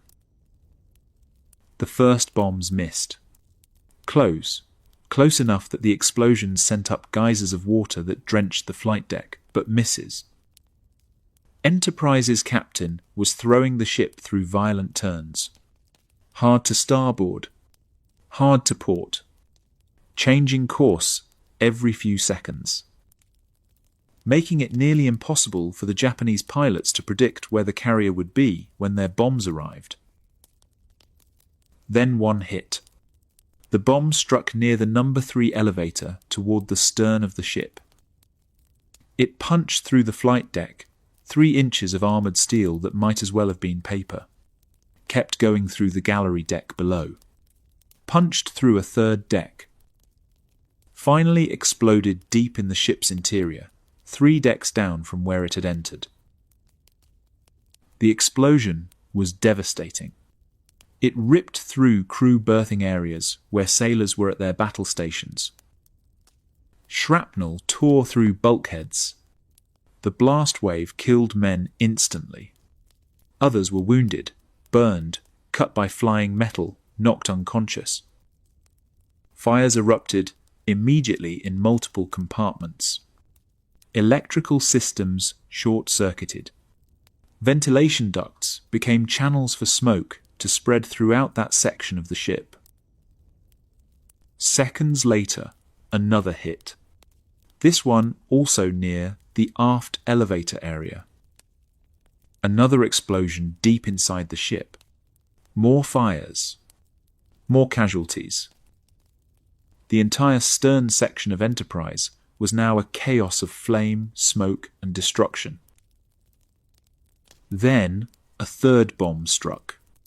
This one hit the flight deck almost dead center, closer to amidships. It exploded on impact, blowing a 10-foot crater in the armoured flight deck. Steel plating peeled back like aluminum foil. The flight deck, the single most important feature of any aircraft carrier, the surface that planes had to land on and take off from, now had a hole big enough to drop a small car through. The last 3 Japanese dive bombers in that formation saw Enterprise burning and decided to look for easier targets. They pulled out of their dives and headed for the battleship North Carolina steaming nearby. But the battleship's anti-aircraft batteries were ready and waiting. Wall of fire. All 3 bombs missed. Spectacular geysers erupted around the battleship, but no hits. Meanwhile, the 9 dive bombers heading for Saratoga were having their own problems. Some of the Wildcat fighters that had missed the initial intercept had managed to climb and were now tearing into this second group.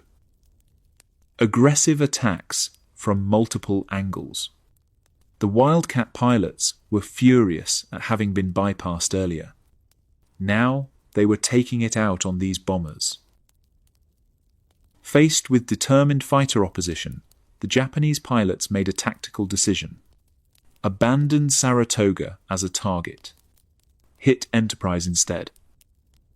She was already burning. Already damaged. Finish her off. But on their way to Enterprise, the formation took heavy losses. 2 dive bombers were shot down by Wildcats. One of them was the flight leader for this group.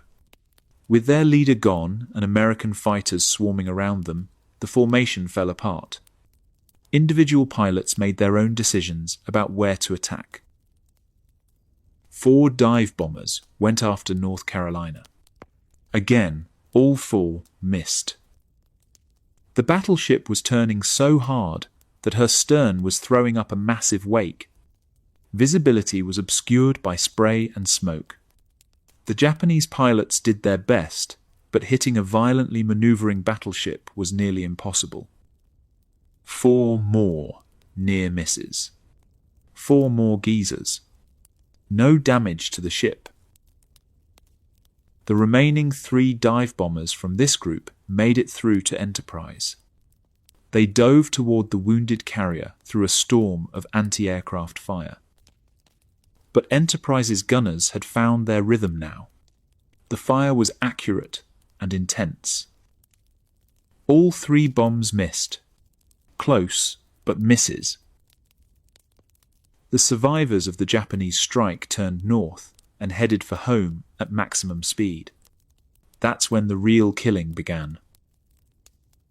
The Wildcat pilots, who'd failed to intercept on the way in, were absolutely determined not to let these bombers escape. They'd been at the wrong altitude, wrong position, wrong place at the wrong time. They'd watched helplessly as the Japanese bombers flew over them and attacked the carriers. Now they had a chance for redemption. The Wildcats fell on the retreating Japanese aircraft with everything they had. No mercy. No quarter. The dive bombers were slow now.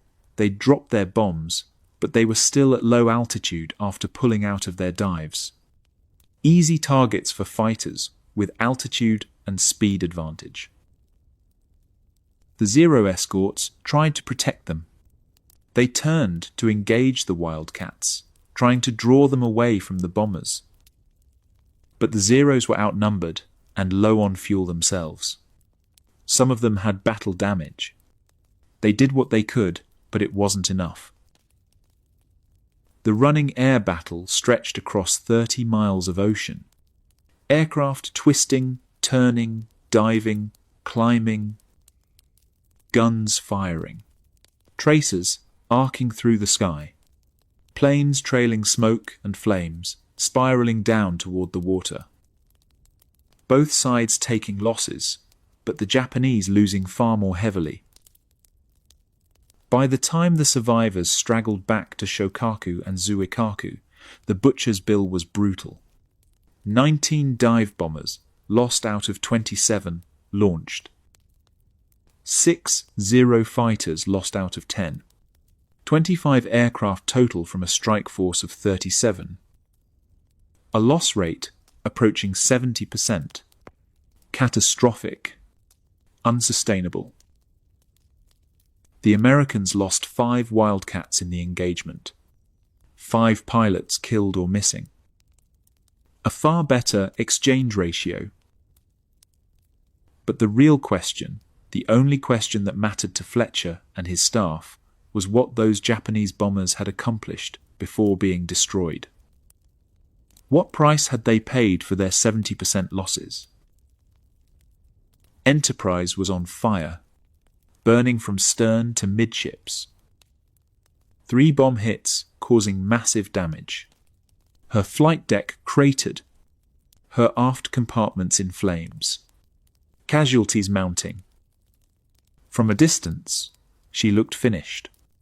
Dead in the water. Out of the fight. But Enterprise wasn't finished. Not even close. The damage control parties aboard Enterprise were legendary. They'd trained endlessly for exactly this kind of disaster. Drills every week. Practice after practice after practice. They knew their jobs. They knew the ship's systems. They knew what to do when everything went to hell. And they got to work immediately.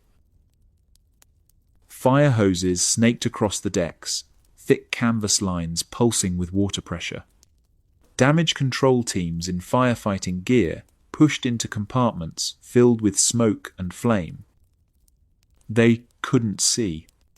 They could barely breathe, even with their masks. The heat was incredible.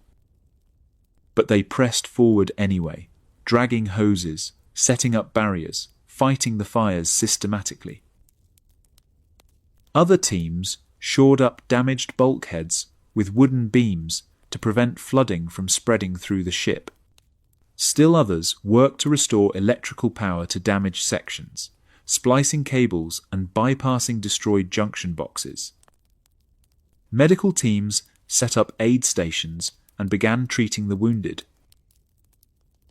On the flight deck, repair crews attacked that 10-foot crater with remarkable speed. They couldn't fix it properly. That would require a shipyard and weeks of work. But they could patch it. Steel plates were dragged into position. Welders fired up their torches. Sparks flew. Within minutes, The hull was covered with a makeshift patch. Not pretty. Not permanent, but functional enough to land aircraft on. Within 1 hour of being hit, Enterprise's fires were contained. Not out, they'd burn for hours longer, but contained.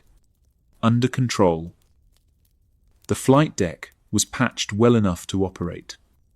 And incredibly, almost impossibly, flight operations resumed. Aircraft that had been airborne during the attack began landing. One by one, they came aboard, catching the arresting wires, rolling to a stop on a flight deck that had been a burning crater just 60 minutes earlier. The landing signal officer waving them in with his paddles. Deck crews pushing each aircraft forward to clear the landing area for the next one. Business as usual, or as close to it as you could get after taking 3 bomb hits. Aboard Saratoga, 2 miles away, Fletcher watched Enterprise recover aircraft and felt overwhelming relief. They'd survived the main blow.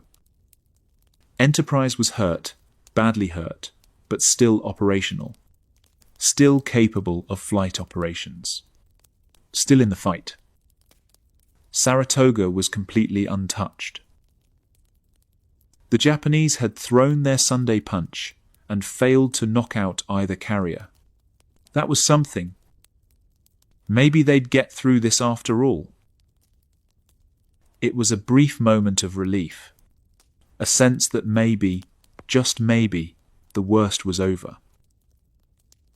Then, at 16:51, radar picked up a new contact, 50 miles out. Multiple aircraft. Inbound. Second strike. Lieutenant Takahashi commanded this follow-up formation. 27 more Aichi dive bombers. 9 more. 0 escorts. 36 aircraft total. They'd launched from Shokaku and Zuikaku about 30 minutes after Seki's first strike. Their mission: finish whatever the first wave had damaged. Find the burning American carriers and put them on the bottom.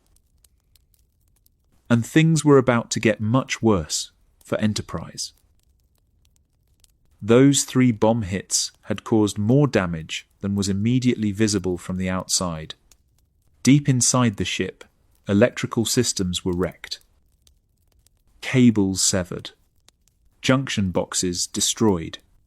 Power distribution systems short-circuited. The damage control teams were working on it, but there was only so much they could do quickly. One of those damaged systems controlled the steering engine, the hydraulic mechanism that moved the carrier's massive rudder. At some point after the attack, reports vary on the exact timing, Enterprise's steering system shorted out. The rudder locked in position. Hard to starboard. All the way over. And it wouldn't respond to any commands from the bridge. The helmsman tried everything. Spinning the wheel. Emergency procedures. Nothing worked. The steering gear was jammed. Locked. Dead. Enterprise began turning in a tight circle to starboard. Around and around, like a dog chasing its tail. 10 knots forward speed, turning continuously to the right. The captain ordered the engines adjusted, trying to compensate with differential thrust, but it barely helped. The carrier just kept turning. And a second Japanese strike was inbound. 50 miles away and closing. From Saratoga, Fletcher watched in horror. Enterprise was helpless. Steaming in circles. Unable to maneuver. Unable to evade. A giant wounded target painted in grey steel, turning uselessly while enemy aircraft approached for the kill. This would be it. The coup de grace. Enterprise couldn't dodge, couldn't turn, couldn't do anything except steam in circles and wait for the bombs to fall.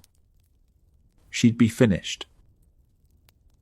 The radar operators on both carriers tracked the incoming strike with growing dread. 50 miles. 45. 40. Still closing steadily. Still heading directly toward the task force. The fighter director tried to organize another intercept, vector every available wildcat toward the threat. But many of the fighters were critically low on fuel or ammunition after the first engagement. Some had already landed to refuel and rearm. Some were damaged and limping home. The defensive screen was thinner this time, weaker, less capable. 35 miles, 30, 25. Then something bizarre happened. Something nobody expected. The Japanese formation didn't come straight in. It flew an arc around the task force. Instead of heading directly toward the carriers, the contacts on radar curved to the south. The radar operators watched in confusion. What was Takahashi doing? Why wasn't he attacking? 20 miles now. The formation was south of the task force. Still not attacking. Still maneuvering. Then the formation turned west, away from the carriers, heading back toward the northwest where it had come from. At 1827, the radar contact faded off the screen to the northwest. The Japanese strike disappeared. Gone. It was never seen again. To this day, nobody knows exactly what happened to Takahashi's strike. Why didn't they attack? Several theories have been proposed over the years. Maybe Takahashi's navigation was off, and he never actually found the American carriers. Maybe he mistook a different group of ships for Task Force 61, and wasted time searching in the wrong area. Maybe low fuel forced him to turn back before reaching the target. Maybe communications problems prevented him from getting accurate targeting information. Maybe something else entirely, equipment failure, tactical confusion, miscommunication with the Japanese carriers. Whatever the reason, the second strike never materialized over Task Force 61. Some critical failure on the Japanese side. Some unknown problem that saved Enterprise from certain destruction.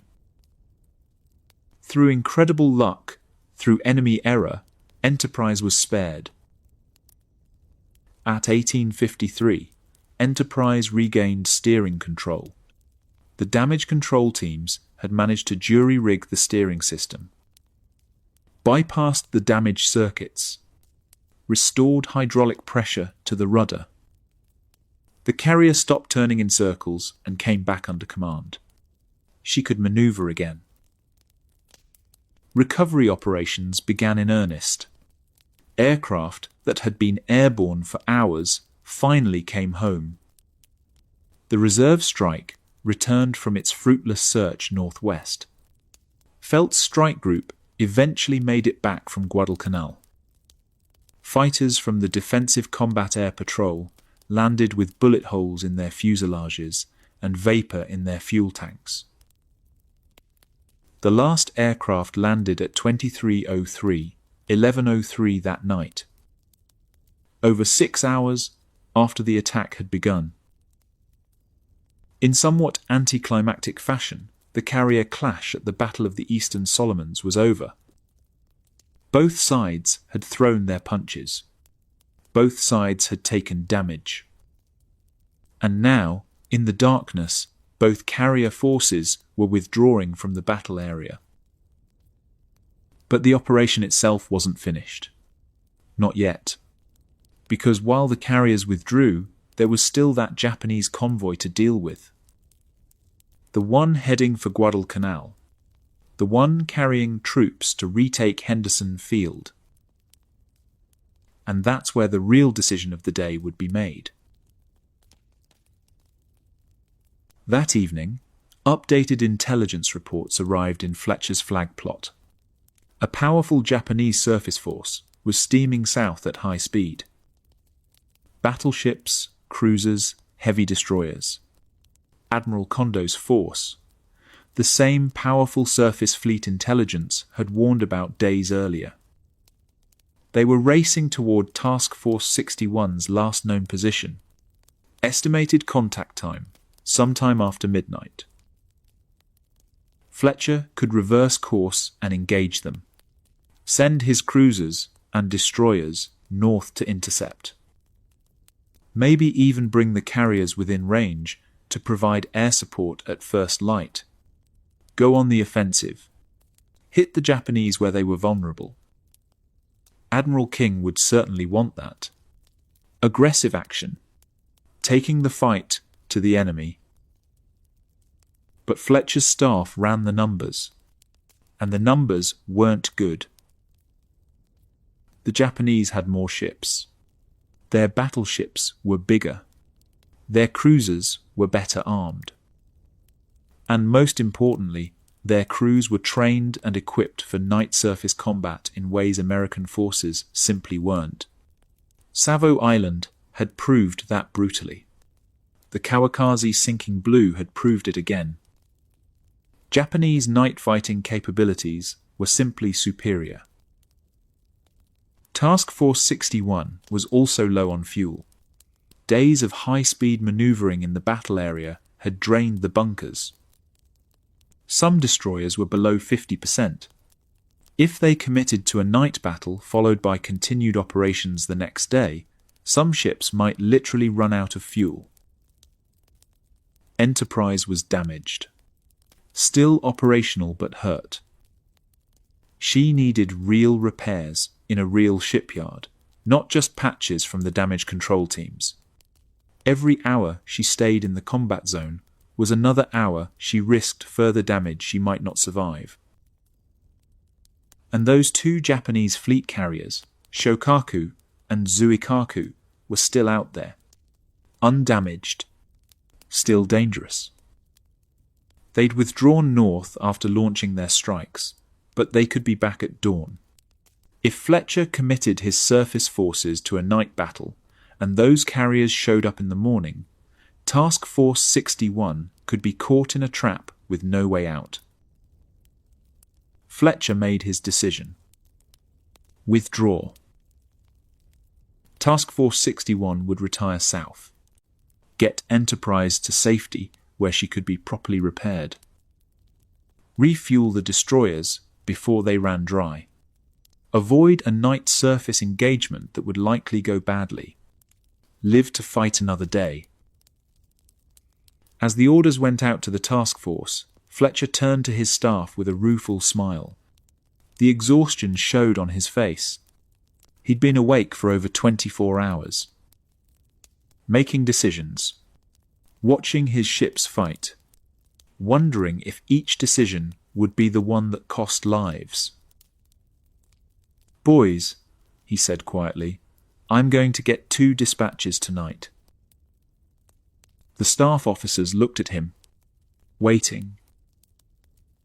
"One from Admiral Nimitz," Fletcher continued, "telling me what a wonderful job we did." He paused.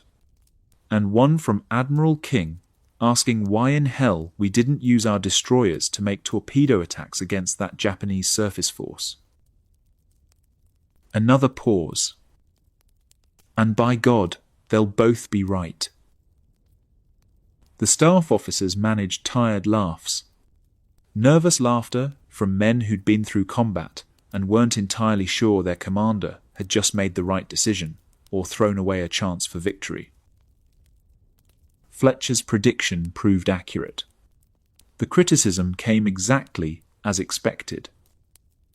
Admiral King was furious that the surface forces hadn't been used more aggressively. Why hadn't destroyers been sent north to intercept? Why withdraw when the enemy was right there? Where was the offensive spirit? Where was the killer instinct? But looking at the tactical situation objectively, really examining what Fletcher had available versus what the Japanese could bring to a night surface battle, the decision to withdraw made sense.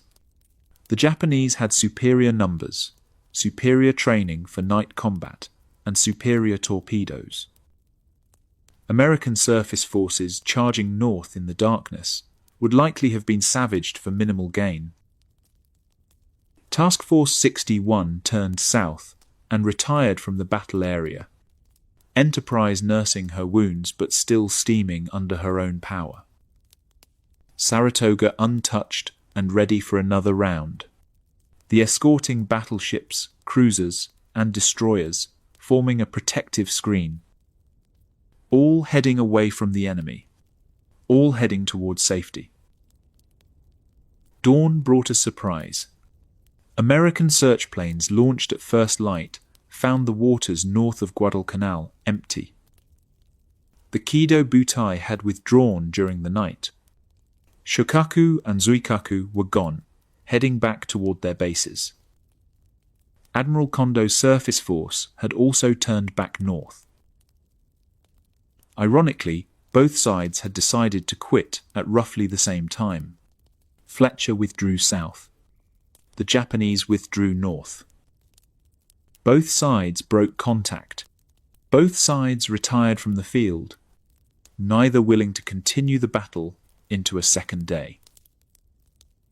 The carrier battle was over. Enterprise damaged but operational. Ryujo sunk. Heavy aircraft losses on both sides. No clear winner. No decisive result. But the operation wasn't over, because while the carriers withdrew, there was still that Japanese convoy. Still heading for Guadalcanal. Still carrying troops to retake Henderson Field. And 200 miles away, the Cactus Air Force was preparing to have the final word. The carrier battle had been fought for one reason, one strategic objective that overshadowed everything else. The Japanese needed to land troops on Guadalcanal to retake Henderson Field. Everything, the carriers, the airstrikes, the surface forces, all of it was designed to cover that convoy heading toward the island.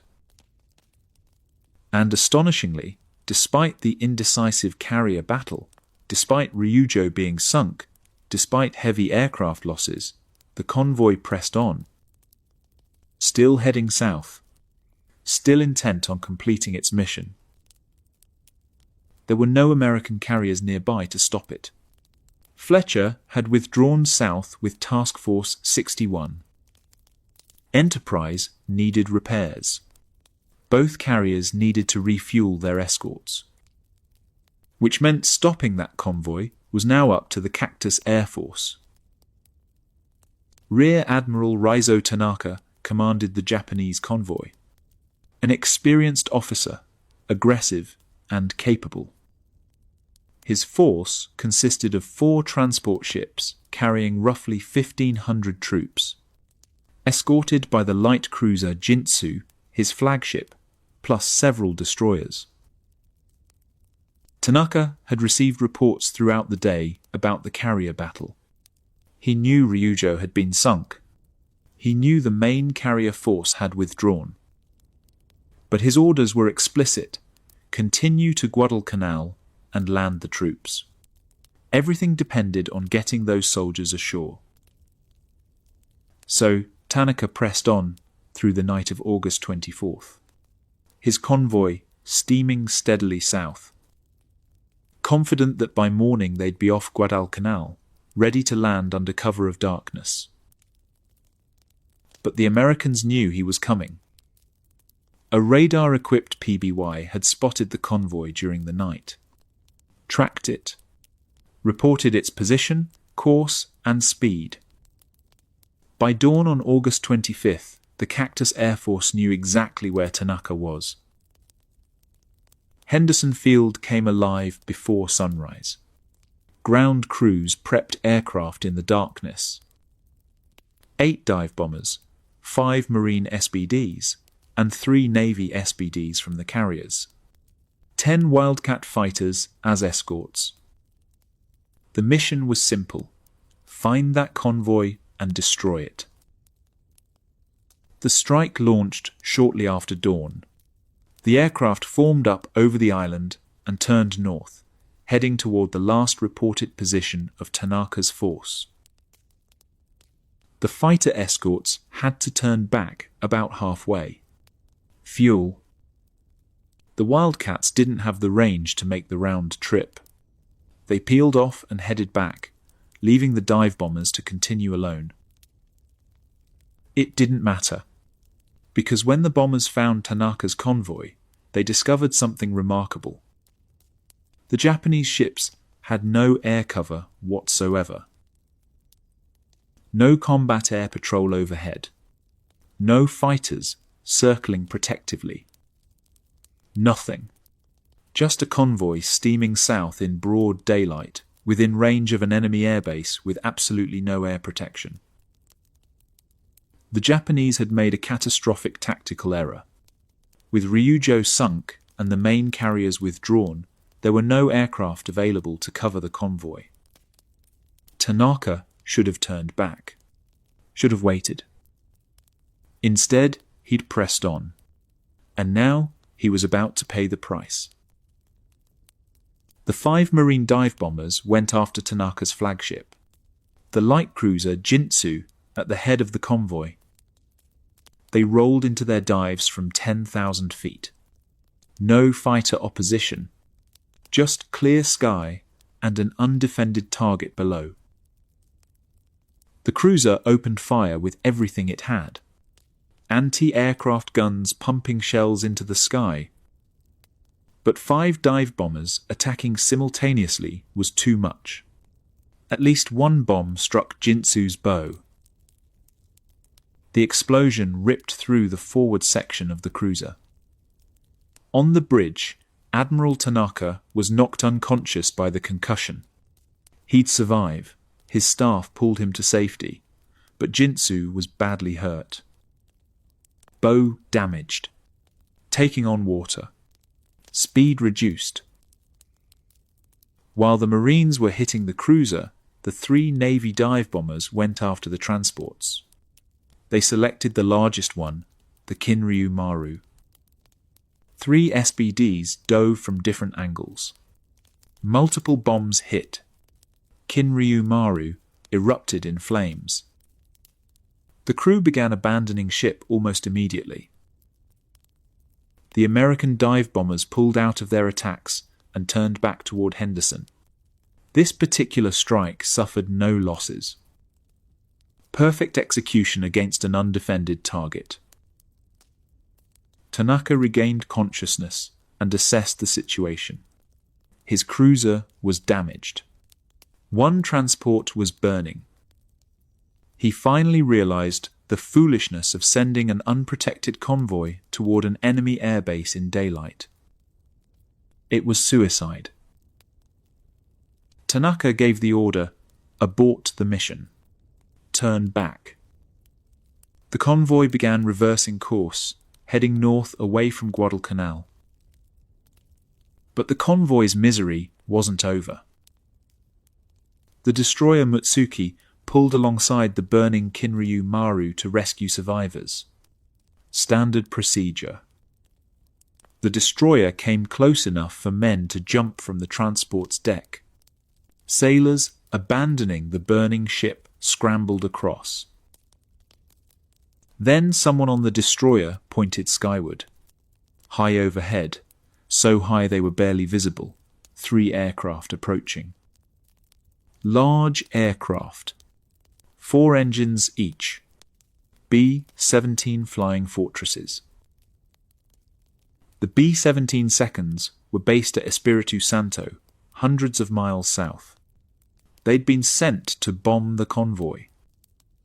Most B-17 attacks from high altitude were spectacularly inaccurate. Hitting a moving ship from 20,000 feet was nearly impossible. Nearly. The B-17 seconds opened their bomb bay doors. Bombs fell away. Long seconds as the bombs plummeted toward the ocean. The destroyer tried to maneuver, pull away from the burning transport, pick up speed. But Mutsuki was too close to Kinryumaru. Not enough time. The bombs hit. Direct hits on Mutsuki. It was a rare achievement for high-altitude bombing. Usually, the B-17 seconds missed by hundreds of yards. But this time, through skill or luck, they were deadly accurate. Multiple bombs struck the destroyer. Explosions tore through her hull. She began sinking immediately. Other destroyers in the convoy raced over to pick up survivors from both ships. But Mutsuki was lost, gone beneath the waves within minutes. The transport Kinryumaru was scuttled. No point trying to save her. Better to send her to the bottom than let her drift as a hazard. By evening, Tanaka's convoy had retired north, heading back toward Rabaul with nothing to show for the mission. One transport and one destroyer on the ocean floor. Admiral Tanaka nursing a concussion. His flagship damaged. And not a single soldier landed on Guadalcanal. Complete failure. And with that failure, the Cactus Air Force had transformed an indecisive carrier clash into an Allied strategic success. The carriers had fought to a draw, but the Marines, flying from that airfield on Guadalcanal, had won the battle that mattered. Henderson Field was saved. The Japanese reinforcement attempt was stopped. And the strategic initiative in the Solomons remained with the Americans. Time to tally the cost. For the Japanese, the losses were severe. The light carrier, Ryujo, sunk with approximately 120 men lost. The transport Kinryumaru and the destroyer Mutsuki, both on the bottom. Heavy damage to Admiral Tanaka's cruiser and the seaplane tender Chitose. But the real damage wasn't measured in ships. It was measured in aircraft and, more importantly, aircrew. The Japanese lost roughly 70 to 75 carrier aircraft during the battle. Different sources count differently, depending on what's included. Dive bombers, fighters, torpedo planes. Some shot down in combat. Some lost when Ryujo sank. Some forced to ditch. Aircraft could be replaced. Japan's factories could build more. But the aircrew couldn't be replaced. Not quickly. Not easily. Sources vary on exact figures, but approximately 60 Japanese naval aviators were killed or missing.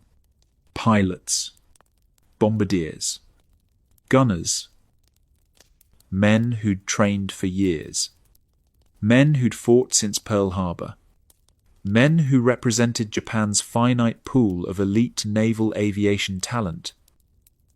Every one of them was irreplaceable. This was the hidden wound that would eventually kill Japanese naval aviation. Not ship losses. Not aircraft losses. Personnel losses. At Coral Sea, experienced aircrew lost. At Midway, experienced aircrew lost. Now, at Eastern Solomons, experienced aircrew lost again. And in the months ahead at Guadalcanal, the bleeding would continue. Japan didn't have a deep bench. Their pre-war training program had produced excellent pilots, but not many of them. Their wartime training program couldn't produce replacements fast enough or well enough to match what was being lost. Every battle eroded the quality of Japanese naval aviation. Eastern Solomons was another step in that erosion. For the Americans, the price was lighter but still significant. Enterprise was heavily damaged. 3 bomb hits. Multiple casualties. She'd make it to Pearl Harbor under her own power, but she'd need months of repairs. She'd miss the rest of the Guadalcanal campaign. Saratoga would have to carry the load alone until Enterprise returned. American losses totaled roughly 20 carrier aircraft during the battle. 7 airmen were killed or missing. Tragic, but nowhere near the Japanese losses. Most importantly, Henderson Field had been saved. The Japanese hadn't been able to land reinforcements. The Marines still held the airstrip. The Cactus Air Force could continue operating, and that meant the Americans maintained their foothold in the Solomons. By any measure, it was an American victory. Not the crushing, decisive victory that Admiral King wanted. Not the kind of victory that would end the campaign overnight. But a real strategic success nonetheless. The Japanese had failed to retake Guadalcanal, failed to reinforce their troops, failed to neutralize Henderson Field, and they'd paid heavily for that failure.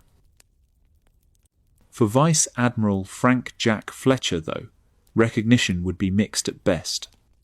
Criticism came from multiple quarters, particularly from Admiral King, who felt Fletcher had been too cautious with his surface forces. Within months, Fletcher would be reassigned away from frontline carrier command. He'd served the rest of the war in the North Pacific. His combat decisions at Eastern Solomons would be debated by historians for decades. But on August 25, 1942, the battle was over. The Marines held Guadalcanal. Henderson Field was safe. And the long, brutal campaign for the Solomons would continue. History was not kind to Frank Jack Fletcher. At least, not at first. The criticism started almost immediately after the Battle of the Eastern Solomons. Yes, the Americans had won strategically. Yes, Henderson Field had been saved. But the questions came anyway. Why hadn't Fletcher been more aggressive with his surface forces on the night of August 24th? Why hadn't he sent his destroyers north to intercept Admiral Kondo's force? Why withdraw when the enemy was right there? Admiral Ernest King was particularly furious. King believed in aggressive action, in taking the fight to the enemy.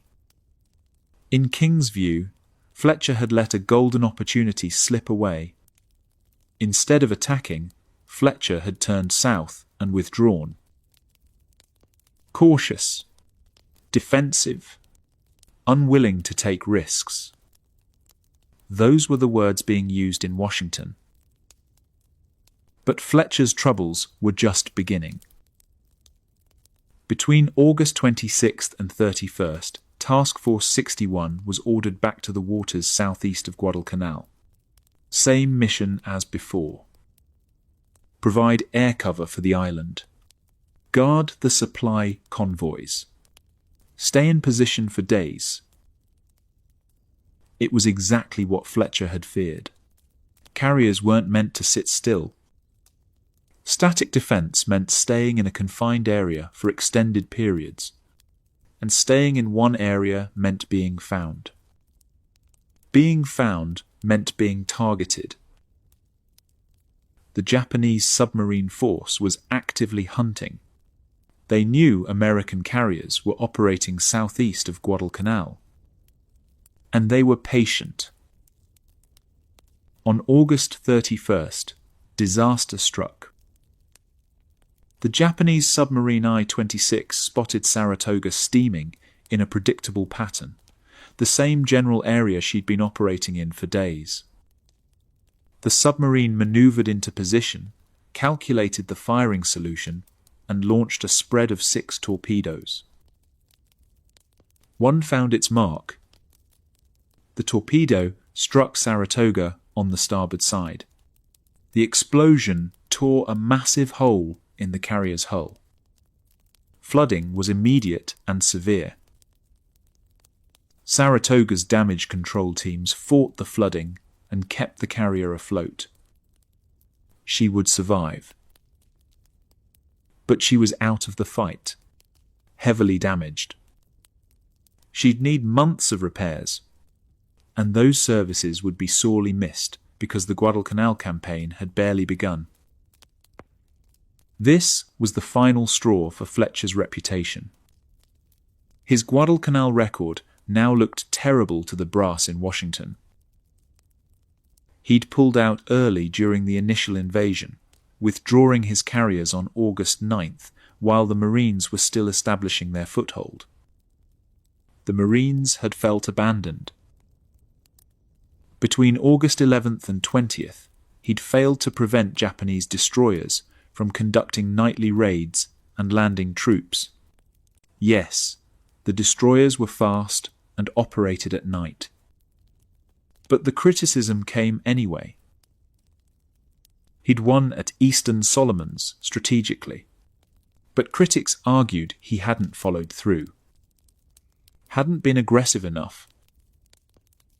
And now he'd lost a precious carrier to a submarine. Lost it while doing exactly what he'd warned against, keeping carriers in a confined area for extended periods. Being right didn't matter when a carrier was limping away with a torpedo hole in her side. The verdict from the top brass was clear. The Navy needed aggressive commanders in the South Pacific. Frank Jack Fletcher was not that commander. And here's the cruel irony that would take historians decades to appreciate. Fletcher had won or survived intact every engagement he'd fought against the Imperial Japanese Navy during the most dangerous months of 1942. Coral Sea in May fought to a tactical draw but achieved strategic victory by stopping the Port Moresby invasion. Lost Lexington but prevented a Japanese advance toward Australia. Midway in June, commanded the American carrier force during the most decisive naval battle of the Pacific War. 4 Japanese carriers fatally hit in rapid succession during the morning attack. Lost Yorktown but shattered the Kido Butai. Eastern Solomons in August fought an indecisive carrier battle but enabled the Cactus Air Force to stop the Japanese convoy. Saved Henderson Field. Enterprise damaged but operational. Ryujo sunk. This was against the Japanese Navy at the peak of its strength, the best trained carrier force in the world. And Fletcher had faced them 3 times and walked away 3 times with his carriers still floating. He should have been applauded for keeping American carriers in the fight when the Japanese were doing everything they could to sink them. Should have been praised for making the tough calls that preserved American naval power during the most critical months of the war. But that's not how it worked in August 1942. Not with Admiral King demanding aggressive action. Not with critics focusing on what Fletcher hadn't done. Fletcher was already due for a rest period. He'd been at sea almost continuously since the war started. He needed time away from the front lines. He made his way back to the United States aboard the wounded Saratoga, the carrier limping eastward toward Pearl Harbor. Fletcher, watching the South Pacific recede behind him. Admiral King made sure Fletcher would never get another combat command in the South Pacific. Not explicitly stated, not a formal reprimand, just quiet reassignment. Fletcher was given command of forces in the North Pacific. Important theatre, responsible position, but far from the main action.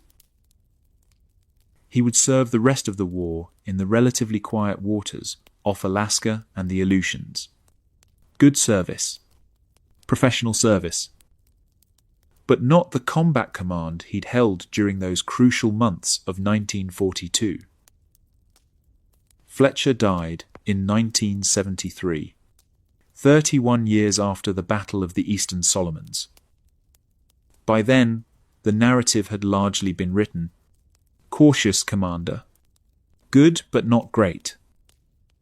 Made the right calls sometimes, but lacked the aggressive instinct that wins wars. His career had been shaped by decisions that, in hindsight, probably saved American lives and preserved American naval power when it mattered most. But history has a way of correcting itself. Eventually. In the decades after the war, historians gained access to Japanese records, battle reports, after-action analyses, personal accounts from Japanese officers. The fog of war began to clear. The picture became more complete. Author and historian John Lundstrom spent years studying Fletcher's wartime record, looking at what Fletcher knew at the time he made his decisions, looking at the intelligence he received, looking at the options available to him, looking at what the Japanese were actually doing versus what American intelligence thought they were doing. Lundstrom's conclusion was striking. He wrote, "History has come down hard against Frank Jack Fletcher's competence as a carrier leader. That was the conventional wisdom." But then Lundstrom added, "But once his decisions are studied in light of what he himself knew at the time, a far different picture emerges." That's the key insight. What Fletcher knew versus what we know now. On August 24th, 1942, Fletcher had so many unanswered questions. Why had intelligence been so degraded in the days leading up to the battle? The Japanese code changes and communications security measures had created serious uncertainty at exactly the wrong moment. What was the Japanese battle plan? Was Ryujo being used as bait? Why didn't that second Japanese airstrike find Enterprise? Why did the Japanese withdraw and leave the convoy to continue without air cover? Fletcher couldn't answer any of those questions on August 24th. Nobody could. That's the nature of battle. Only years later, after the war ended, after historians gained access to Japanese records, could anyone see the adversary's battle reports and get a clearer picture. And what we see now is that Fletcher performed about as well as anyone could have given the situation. The intelligence failures weren't his fault. The Japanese security measures degraded American intelligence at the worst possible time. Fletcher had to make decisions based on the best information available, even when that information turned out to be incomplete or wrong. His decisions were defensible given what he knew. Detaching Wasp to refuel made sense based on intelligence saying the Japanese carriers were over 1,300 miles away. Waiting to launch his strike while searching for all three enemy carriers made sense given his experience at Coral Sea. Withdrawing rather than engaging in a night surface battle made sense given Japanese superiority in night combat. Fletcher's caution kept American carriers alive when the Japanese were doing everything possible to sink them.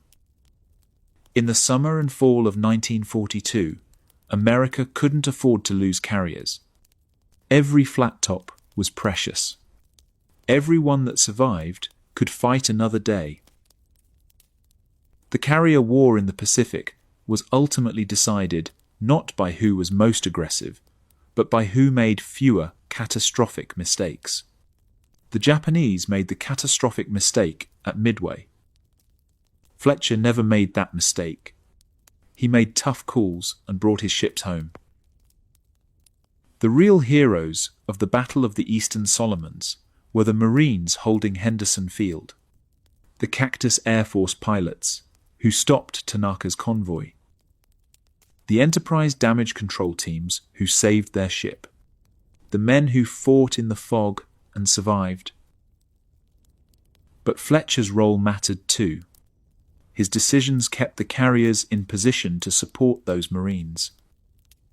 His caution preserved American naval power for the long campaign ahead. August 24th, 1942, was a day of confusion, incomplete intelligence, and impossible choices. Fletcher made the best decisions he could with the information he had. Sometimes the fog of war never fully lifts. Sometimes surviving to fight another day is the real victory.